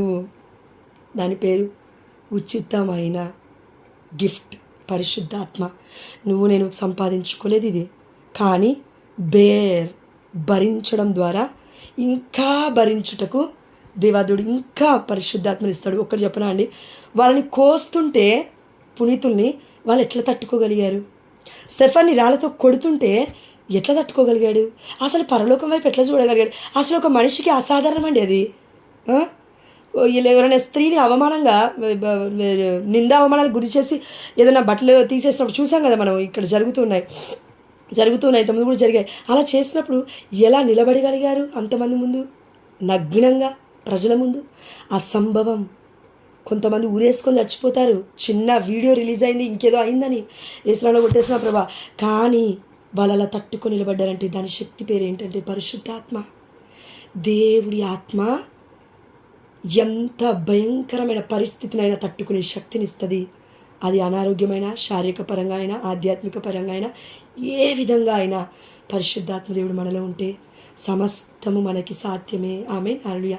లూకా సువార్త 1:37 ప్రకారం, ప్రభువా మేము నిద్రపోతూ ఉండగా నాయన ఇప్పటి వరకు నువ్వు నడిపించినందుకు నీకు స్తోత్రం. 8 గంటల నుంచి 9 గంటల వరకు ప్రభువా నీ వాక్య పరిచయం నడిపించినందుకు నీకు స్తోత్రం. బిడ్డలు ఎవరైనా సాక్ష్యం చెప్పుకోవాలంటే నా తండ్రి ముందుకు వచ్చే కృపను దాయిచ్చని, అదేవిధంగా నువ్వు ఇచ్చిన ఈరోజు మా అందరికి ఇచ్చిన అభిషేకాన్ని బట్టి నీకే సమస్త ఘనత, మహిమ, ప్రభావములు చెల్లిస్తూ the king of all the sacraments.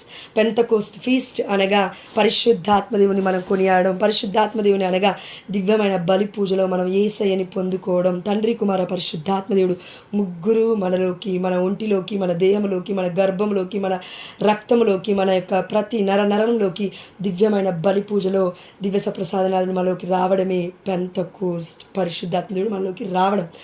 దిగంతముల వరకు మీరు నాకు సాక్షులై ఉంటారు అనే వాగ్దానం మా అందరి పట్ల నెరవేరుస్తున్న స్తోత్రం ప్రభువా. మార్కు సువార్త 16:15 మేము ఇన్వోకేట్ చేస్తున్నాం ప్రభువా ఈ యొక్క ప్రామిస్ని. ప్రపంచమంతటా తిరిగి మీరు సకల జాతి జనులకు సువార్తను ప్రకటింపుడు. ఆమేన్. హల్లెలూయా. యేసు నామములో మా పట్లను నెరవేర్చినందులకు మీకు వేలాది వందనాలు చెల్లిస్తూ కీర్తన గ్రంథం 2:7 ప్రకారము నీవు నా కుమార్తెవు, నీవు నా కుమారుడవు, నేడు నేను నిన్ను కనియుంటిని. ఆమేన్. హల్లెలూయా. నన్ను అడుగుము, జాతులనెల్లా నీకు దారాదత్తము చేసేదను. ఆమేన్. హల్లెలూయా. భూమండలమునెల్లా నీకు స్వాధీనము చేసేదను. ఆమేన్. హల్లెలూయా. యేసు నామములో మేము అడిగినవన్నీ పొందుకున్నామని దిగంతం వరకు మీకు సాక్షులుగా మేము ప్రపంచమంతటా తిరిగి నీ యొక్క కథోలిక శ్రీసభ సత్యోపదేశాన్ని ప్రకటించుటకు మాకు సత్యాన్ని ఇంకా బోధింపమని మా నాథుడైన యేసుక్రీస్తు అతి పరిశుద్ధమైన నామములో మరియ తల్లి క్రైస్తవుల సహాయమాత మధ్యవర్తిత్వ ప్రార్థన ద్వారా మేము అడిగినవన్నీ ఆల్రెడీ పొందుకున్నామని విశ్వసిస్తున్నాము మా ప్రియ పరలోకపు తండ్రి. ఆమేన్. హల్లెలూయా. Thank you Jesus. Praise you Jesus. We adore you Jesus.